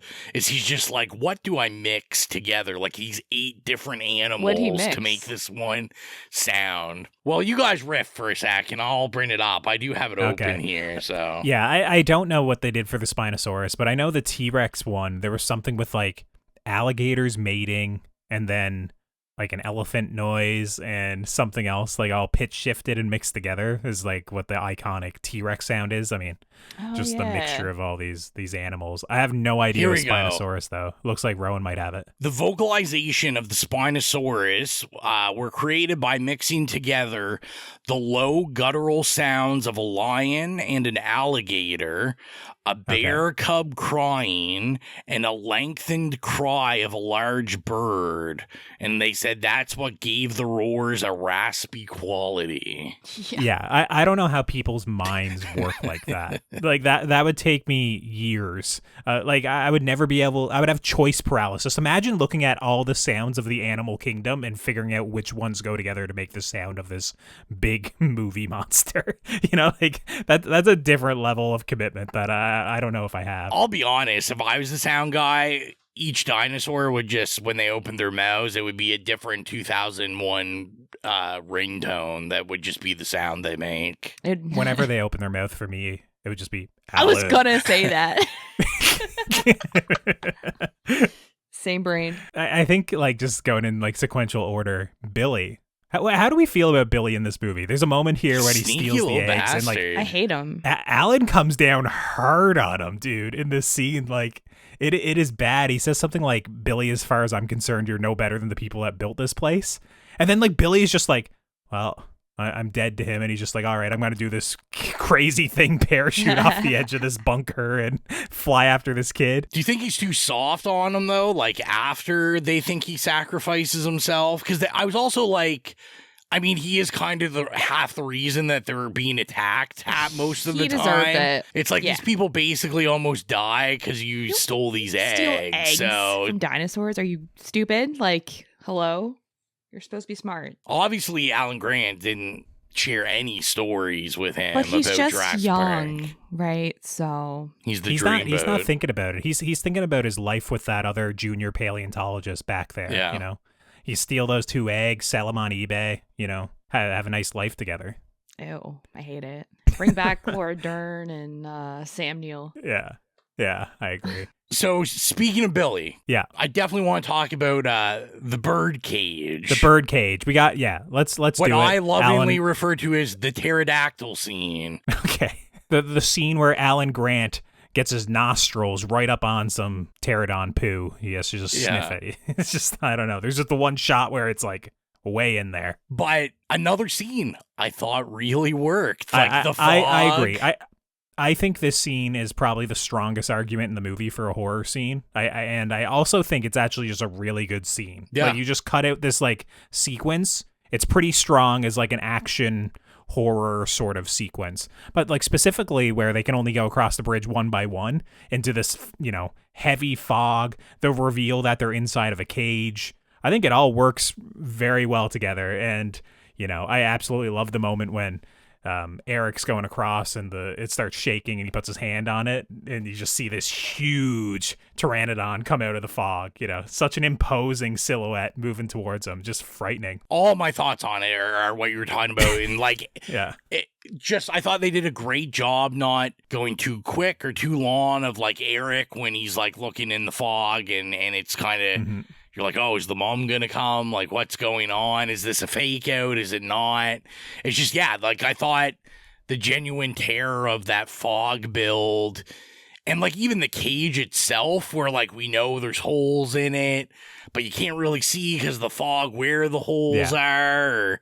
I kept thinking, I'm like, is a floor going to fall out of this or something? Like, yep. A great scene of horror. And this is really, I'm really seeing this theme here of this film. I apologize to anyone that's coming into this episode to like listen to us hating on Jurassic Park 3, because I continue, as these scenes continue on, I keep thinking about, like, as we said before, I'm like, Jurassic Park 3, just like a forgotten one. But as it kept going, I'm just like, man, this scene's a banger. This scene's a banger. Rowan. What I will say about it is that I don't know if I go like they're all bangers, but the movie does not overstay its welcome and it just clips along. Yeah. It's like there's lots of scenes that are like, that was kind of boring. You know, what are we talking about? Some sort of divorce stuff. I totaled 3 cars in 3 years and you drive 5 kilometers under the speed limit. You know, these sorts of moments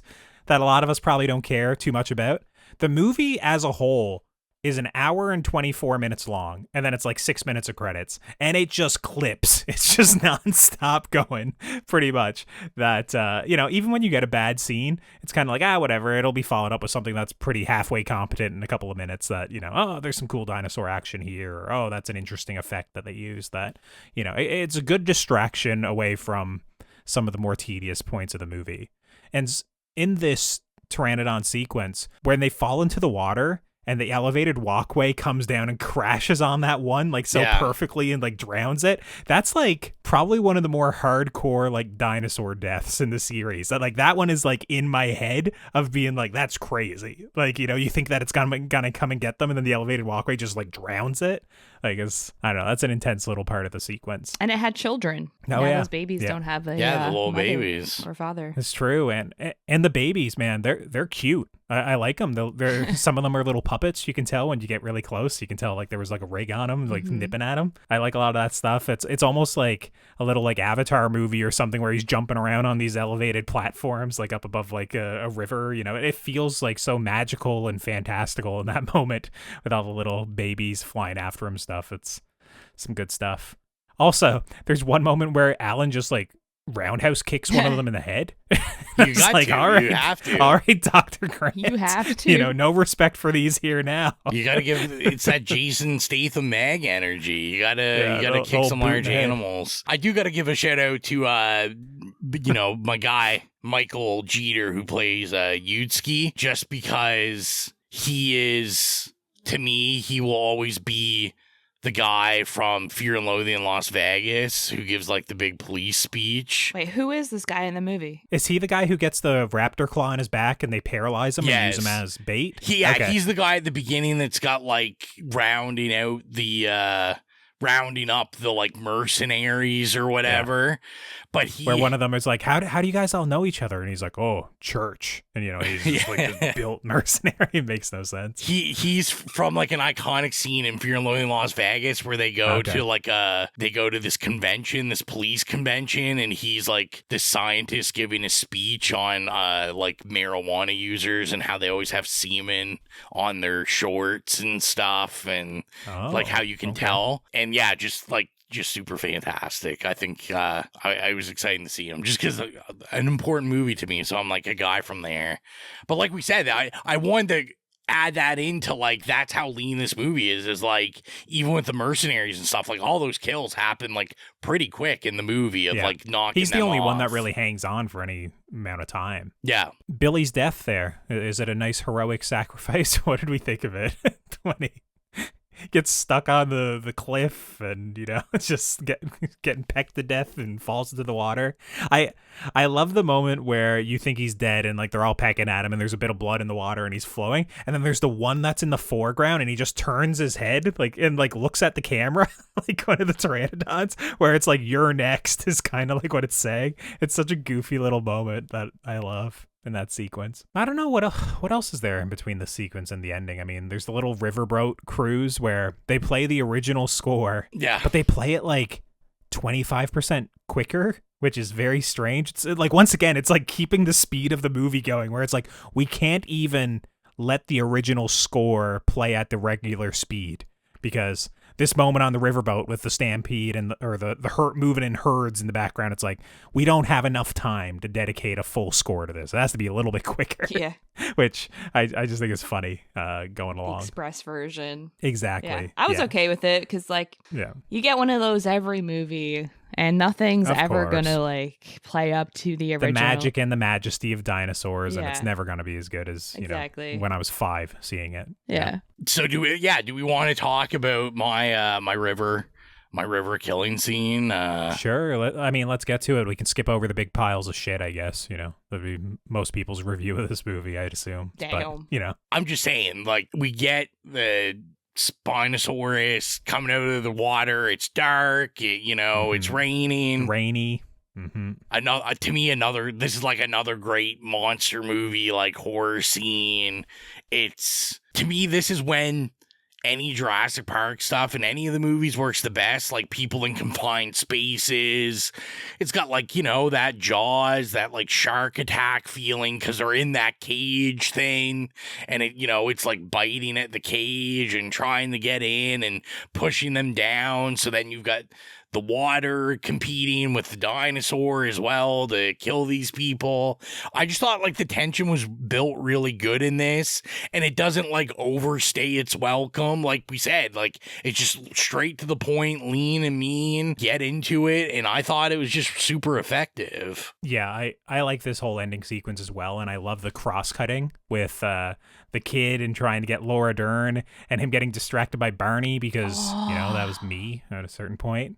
And it's a dinosaur. It's so good. Yeah, exactly. Him seeing cartoon dinosaur and distracted by it, and he's wearing like dinosaur pajamas, and then you're cutting back to like Alan and them all drowning in the river, as like the Barney theme songs playing and stuff. Yeah, I like this whole sequence as well. And once again, I think the Spinosaurus works really well here. It looks badass as all hell. Oh, when, yeah. like the river lights up with fire with the flare gun and whatnot. It's it's a good sequence and like harrowing. And once again, if you're one of those that has any like fear of drowning, I mean, it does the whole like sinking into the river, there's no way out sort of thing that I don't know how Laura Dern was so good at interpreting just the river, and can send in the National Guard in like 10 and minutes. The Navy. And the Navy. But the sequence as kind of like your climax of the movie with the Spinosaurus, it works great. And they don't kill it or anything, it just runs off. It catches fire a little bit and runs off. Yeah, it was a bit of overkill. I was like, damn, she sent all of this. And they couldn't even get like anyone to come looking for this missing kid. Like in the beginning. Yeah. Like, what do you mean? Yeah. Listen, Alan Grant's a national treasure. Yeah. I mean, you gotta defend him at all costs. Uh-huh. Yeah, exactly. Did any of us believe that Paul died when he was up on the crane and he falls? What do you think, Jill, as like first time watcher? Were you, you're like, oh, okay, he's dead. I thought he was gonna Mustache die. guy. Yeah, but then as it kept going, You didn't on, think about the great screenwriting setting up about how he's been swimming. That's how he lost all of his weight. Listen, okay, actually, when they did have that conversation, I was like, oh, there's going to be swimming later and he's going to have to save someone. So like I did see the setup and payoff, I guess. But yeah, I thought he was going to die. But it worked for you in the moment. I wanted more people to die. Yeah, I think that's a fair criticism of this movie. Like they kill off all the mercenaries, but basically any of the named characters, they just kind of... They stick around. Everyone survives. There's a happy ending for everyone, even Billy. We are skipping past what I would call like the weird ending of the movie where there's like a final twist where they're all like rushing out to the beach. It seems like everything's going to be okay. The score is swelling. And then a bunch of raptors run out of nowhere. And it's like, wait, we forgot to resolve the raptor egg plot. Yes. We have to resolve it right now. We need the payoff for the resonating chamber. We need to set this up because communicating with raptors in Jurassic World in 10 years' time, 15 years' time will be very important. It's a strange little sequence. This one, I don't love this, I don't think, as like the kind of the ending, quote unquote, of the movie. I guess you get some raptors, and like I said, you get what looks like one of the original ones there. You get the payoff of the resonating chamber. I don't know. It did feel rushed. Yeah. You get them, they made sure to let Amanda give the eggs, have the mother give the eggs to the mother. Just real feminism, real connection there. Stop it. Love that. Beautiful. Yeah, I mean, I don't think we need to give it any more time than that. That's about how much time the movie gives it. I mean, it just kind of glosses over. They could have done it earlier. Like, I like what he... I agree. What Dr. Grant said about, okay, what if they find us without the eggs and then he takes them? So obviously, they're going to meet them again. But, like, it takes too much time to get there. And then at that point, like, you're kind of at, like, the climax, like, the end. And this is just, like, not it for... that point of the plot. Yeah, it falls flat after the Spinosaurus moment, which is, exactly. a great moment. Yeah, that would have been a stronger climax of the movie. And then them just arrive on the beach, and by the time they arrive at the beach, it's dawn and they just all roll in, We got tanks. I know, that America representation just coming in strong. And not only is Billy alive, they got Alan's hat as well. Incredible work. Oh, yeah. Had to rescue it. Yeah, that was some good stuff. I like to imagine, that was all organized. Laura Dern was like, don't worry, I got Pete Hegseth on speed dial. And he gave a speech from Pulp Fiction and sent the men in, so. Wow. Yeah, and then, I mean, the movie ends, it's almost like a reminiscent of the original movie, where they're all leaving on a helicopter. This time it's like, an attack helicopter, military might. But they see some, like, pteranodons flying, and I was like, okay, this is, like, reminiscent to the original movie where he looks out the window and he sees, like, a pelican or something, It's kind of, it's tipping its hat towards like, oh, dinosaurs became birds, but it's not an actual pteranodon. This movie's like, oh no, they're getting off the island, they're flying all over the place, and you hear the score swelling as they like fly through the clouds, and it's all magical and majestic, and you're like, all right, it's a bit just saccharine, not learning their it's an lesson. hour and 24 minutes. So they're just like, yeah, they haven't learned their lesson in 3 movies that like. Maybe you need to just put these dinosaurs down because they're just killing everybody every movie. Come on, Rowan. Life finds a way.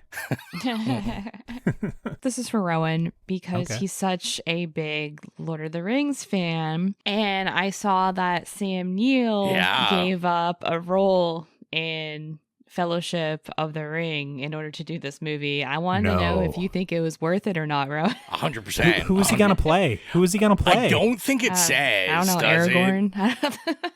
I don't know. But I did see that in an interview, he said Boromir. that he basically said he turned it down so he could be in this. Sam Neill was offered Gandalf. Shut the fuck up. It was worth it. I'm glad he was in this.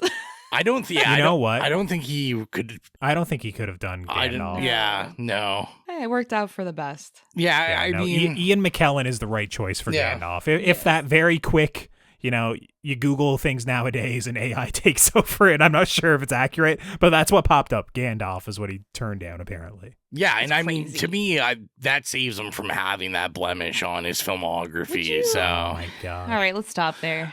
Yeah, it's gonna be too upsetting. Yeah. All right, well, let's land the plane and get into rating this.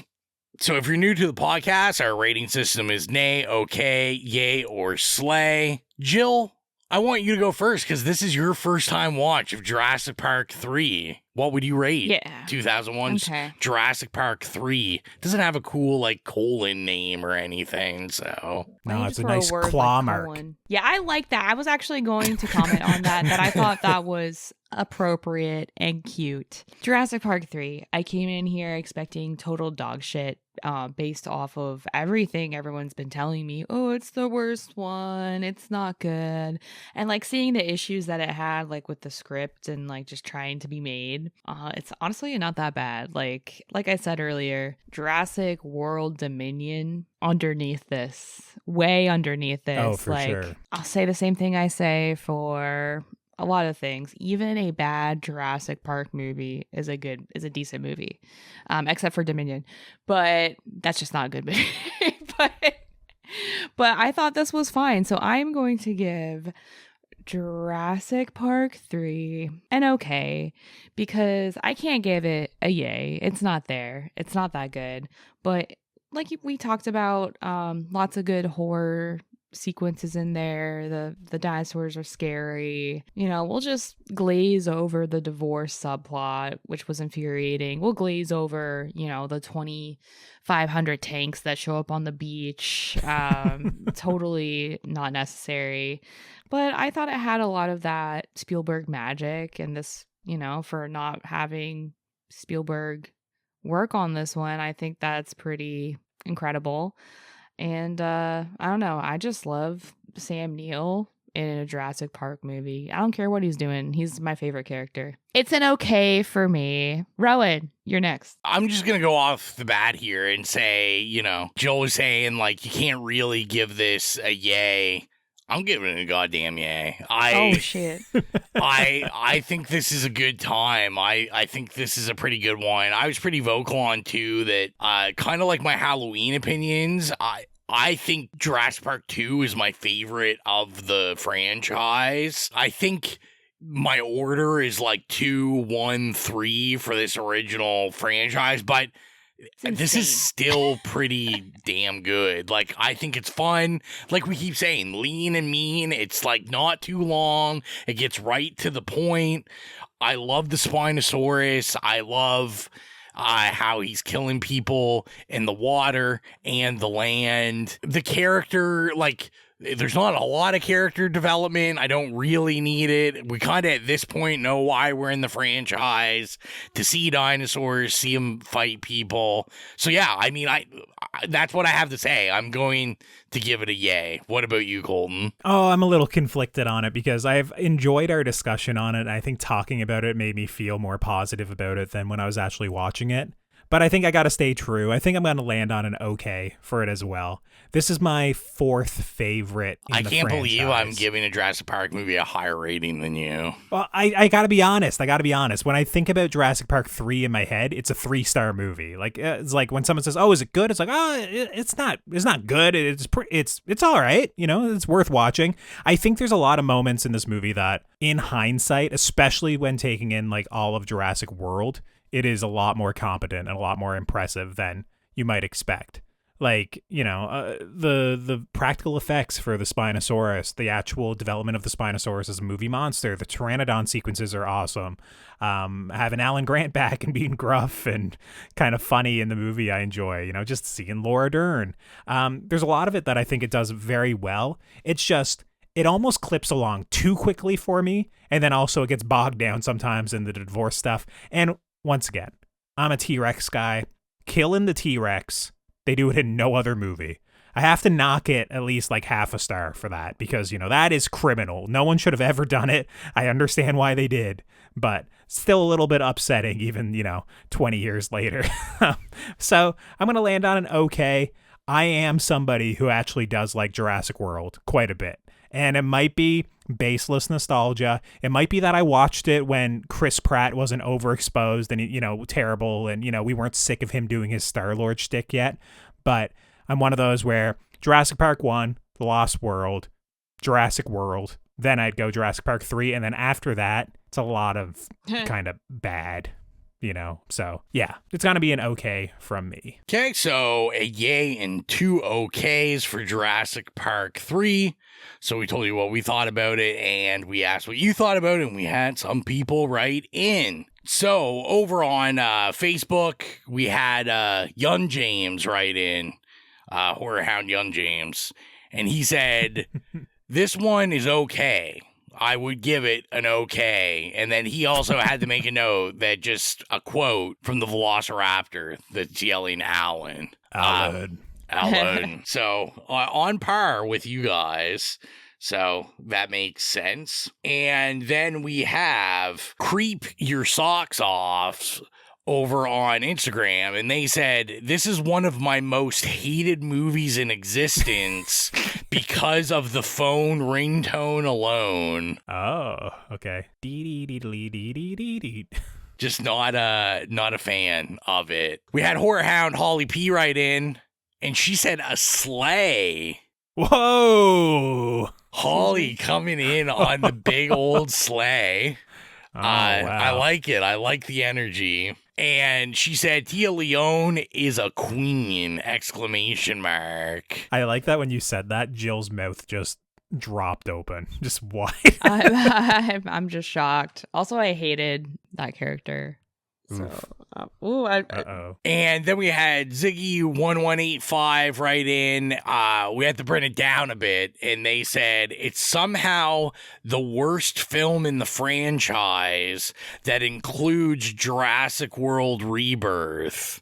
Not a Jurassic World Rebirth fan. Go watch Fallen Kingdom again and get back to me. And Dominion. Like, Dominion is like the worst by far. So bad. Yeah, just the hate. And then friend of the podcast, Willow wrote, and they just said Jurassic Park 3 sucks. Not a fan of Spielberg. What about gay pride? Then over on Slasher, we had quite a few responses over on Slasher. Oh, okay. So just spitballing wrote and said, it's pretty good. Like a lot of ongoing series, a lot of Jurassic Park films get a lot of hate for no reason.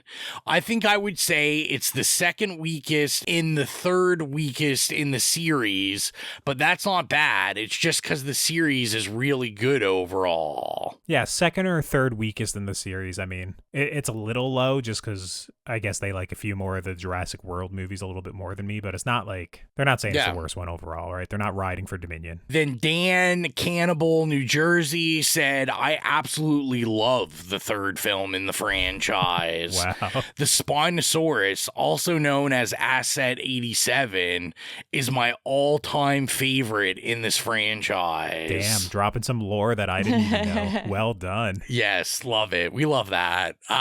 Chrome Skull wrote in and said, it's an okay.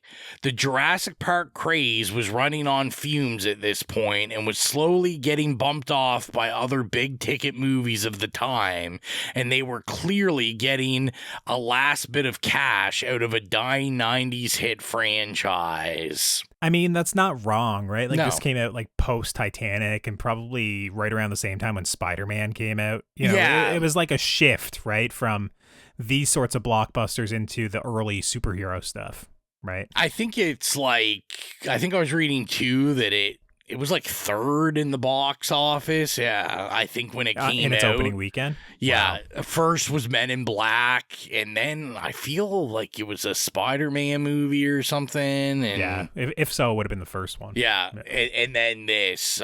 So, yeah, that makes sense. Then Castle Rock 13 just said, yay. There you go. Someone That's in what I agreement like. with you. I like it. And another one, last but not least, Horror Professor 13. They said, I'll give it a yay. It was a really good movie. Oh. So I like it. Jurassic Park 3 getting some love. I think we got somebody in every single category. Yeah. I like how Slay like through Nay. spread out it is with it. And then I thought I would just mention, because I always like to give people their shine. Some people don't get to the episodes on time. They write in. But I saw on Bluesky, Dearston Cunts just wanted to let us know that they thought Blair Witch Project 2 slay. It was a slay for them. You mean Book of Shadows? Book of Blair Witch Shadows, 2, excuse right? me, yes. But yes, they gave it a slay. So, big fan of that movie. I like to see some big fans of that. But with that, we are going to go over to the Horrific Hotline, where we have Whorehound Nicholas, who wrote in, which I am super excited to see what he hears, because the tagline of sending this was Pride Pick Masterpiece Jurassic Park 3. Oh my god. Oh, God.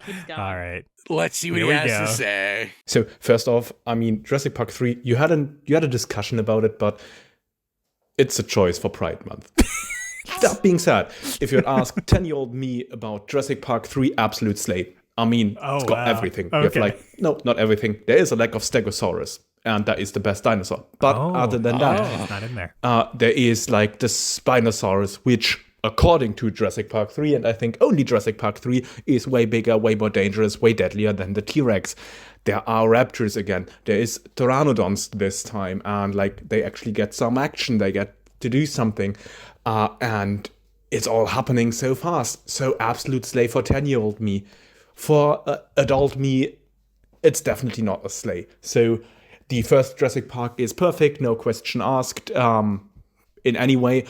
The second one is fine, but this one is sloppy. It's trashy. As a monster movie, it works. And I think it works well in like the B-movie trash tier. It's great. It has some fun moments. It has some exciting moments. It's not really scary. It's not really very thrilling. So mostly you know what is going to happen, when and where. But overall, I think it is a very enjoyable watch, especially considering it's around 90 minutes, which is by far the shortest of the Jurassic Park, Jurassic World movies. And since there is still 3 movies to come, including one very, very bad one, it's far from the worst of the Jurassic movies as well. 4 movies to come, Nicholas. Yeah, I forgot to. Overall, I'm going to land on a strongish okay for this one, right. As I have to give my nostalgia some room to breathe, and as I do enjoy, for example, the Pteranodon scene when they are first introduced. I do enjoy the T-Rex Spinosaurus fight. I think there are some nice little moments between some of the characters, even though it's overall mostly very bland. I think the finale with like the phone and Alan calling Ellie and her child picking it up is somewhat a bit tense. Yeah, it's fun to watch, but it's far from a yay or even a slay if I watch it with my critically adult glasses on, so to speak, and as a huge fan of the especially first Jurassic Park movie, because in comparison, this is a joke. Let's be honest. So, enjoyable watch. Again, still not Blair Witch 3, but what am I gonna do with my shitty opinions on the Funhouse? So, hope for that down the line. And if we are here, I'm pretty sure that most of you aren't fans. I'm not the biggest fan either, but Jurassic World, somewhere down the line, yeah or no, maybe. Anyways, interesting. Anything can happen. And to bring it back, I really hope that you have some sort of pride connection for this. That would be hilarious, because I wasn't sure about the Babadook, but that explained very well. Not sure for this one, but well, it's up to you now. There is none. I got nothing. There's no pride connection for this one. I mean, you can do the most. You can try and make the argument as to why some people put Jurassic Park on those lists, where it's like, once again, it's the very thin connection of the dinosaurs are able to change sexes for mating purposes. So there's some people go, the dinosaurs are trans, which I'm not going to double down on that to try and make this a pride pick in any way, shape, or form. I like to imagine the Spinosaurus would be just a big bisexual, and yeah, there you go. Yeah, that's one way to read into it. Yeah, that's right. Rowan, I love how he said B movie trash tier, and there's a big smile on your face. It's like, yeah, that's a fucking Rowan. I love it right there. I have to say, Nicholas, I haven't heard a pep in your voice like that in a long time. Oh, yeah. When it started, he was like, "It's a sleigh, it's a sleigh." I was like, "Oh my god, all right, I was dude, like, hell yeah!" And just. My two other responses for you, Nicholas, is one, just, hold tight. I'm sure we will get to Blair Witch, the 2016 or whatever one. It will come. And two, you're talking about Jurassic World. And you know what I say? I'm like Tim Curry in Rocky Horror, right? Like, it's just like, if you can dream it, all dreams are possible. I don't know what his quote was from that, but I don't think it's something like I will try and push, because once again, I think that one in particular, like, its relation, the horror is like tenuous at best, but if there's some other new Jurassic World movies, we'll probably cover them on Now Slaying, just because we have been. Yeah. And I don't know, I guess if fans really want it, we'll probably cover Jurassic World at some point. But yeah, it's not a good one. I don't think I have much of a leg to stand on if I actually choose it myself. You have to enter it in the anniversary poll pick and see if maybe you can see get how the it damage. does. Yeah. Although, like, we have done a lot of things that aren't. Anyways, I'll think on it, but is Predator 2 once again like really that much of a horror movie, or Predator 1 really? But I don't know. Anyways, if you want to be like Nicholas and leave us a voicemail, you could do so by sending it to us at It's Lay's Podcast. We're on Instagram, Facebook, Slasher, Letterboxd, Threads, Bluesky, TikTok at It's Lay's Podcast, or you can just email it to us at itslayspodcast@gmail.com. And if you want to help support the show financially, like our horror hounds, Holly, Nicholas, Mark, Steven, Dan, Brian, Trevor, OG James, Philip, and Mr. Ruby, gain access to the Patreon exclusive show Stream Screams, hosted by Jill, and get episodes of the main show 48 hours early. Be sure to head on over to patreon.com/itslays podcast and choose whatever tier works best for you. Rowan, I think you actually managed to get this one up. Not this one up, the previous one up early, didn't you? I did. I was on time. Very impressive. In terms of the playlist, I don't know if there's really Can I just get the ringtone? Can you get the ringtone sound? Can you put that on there, maybe? Just put it on there. I mean, I think we have the Jurassic Park theme on, the main theme. So that's probably as good as you're getting. But roll on over to Spotify, the It's Lay's Podcast Horrific playlist, and, follow it. If you have any problems finding it, you can go to any of our social media Colton just mentioned, go in the bio, click the Linktree link, and it will take you directly there. We upload scores or licensed music from iconic horror movies we review, or just horror movies we love. Update it regularly. So, follow it, get your spooky music on, because why the hell not? All that is left is to announce the next pick, and it is my pick. And I said, you know what? I have to right the wrongs. I'm a superhero like that in my own mind.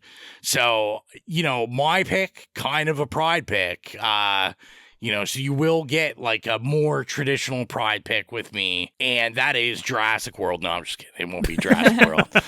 Mike might just murder us. And might actually quit if we did that. Yeah.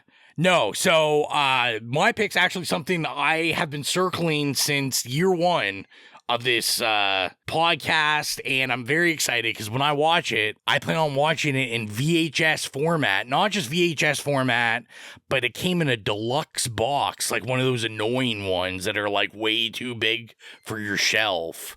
And that is... Like Shrek. And that is... the directorial debut of Tony Scott, the 1983 film The Hunger. So that is what we were going to be talking about. So hopefully you're ready to get your glamorous vampires and David Bowie on. And so get that into your eye holes. And we'll be back in 2 weeks to talk about that. As always, thank you for all the support. I'm your humble host, Rowan. Alan. It's Colton. I was also just going to say Alan. Come on, give us an Alan before we end it. Alan. There we go. Bye, it's Joel. See you later.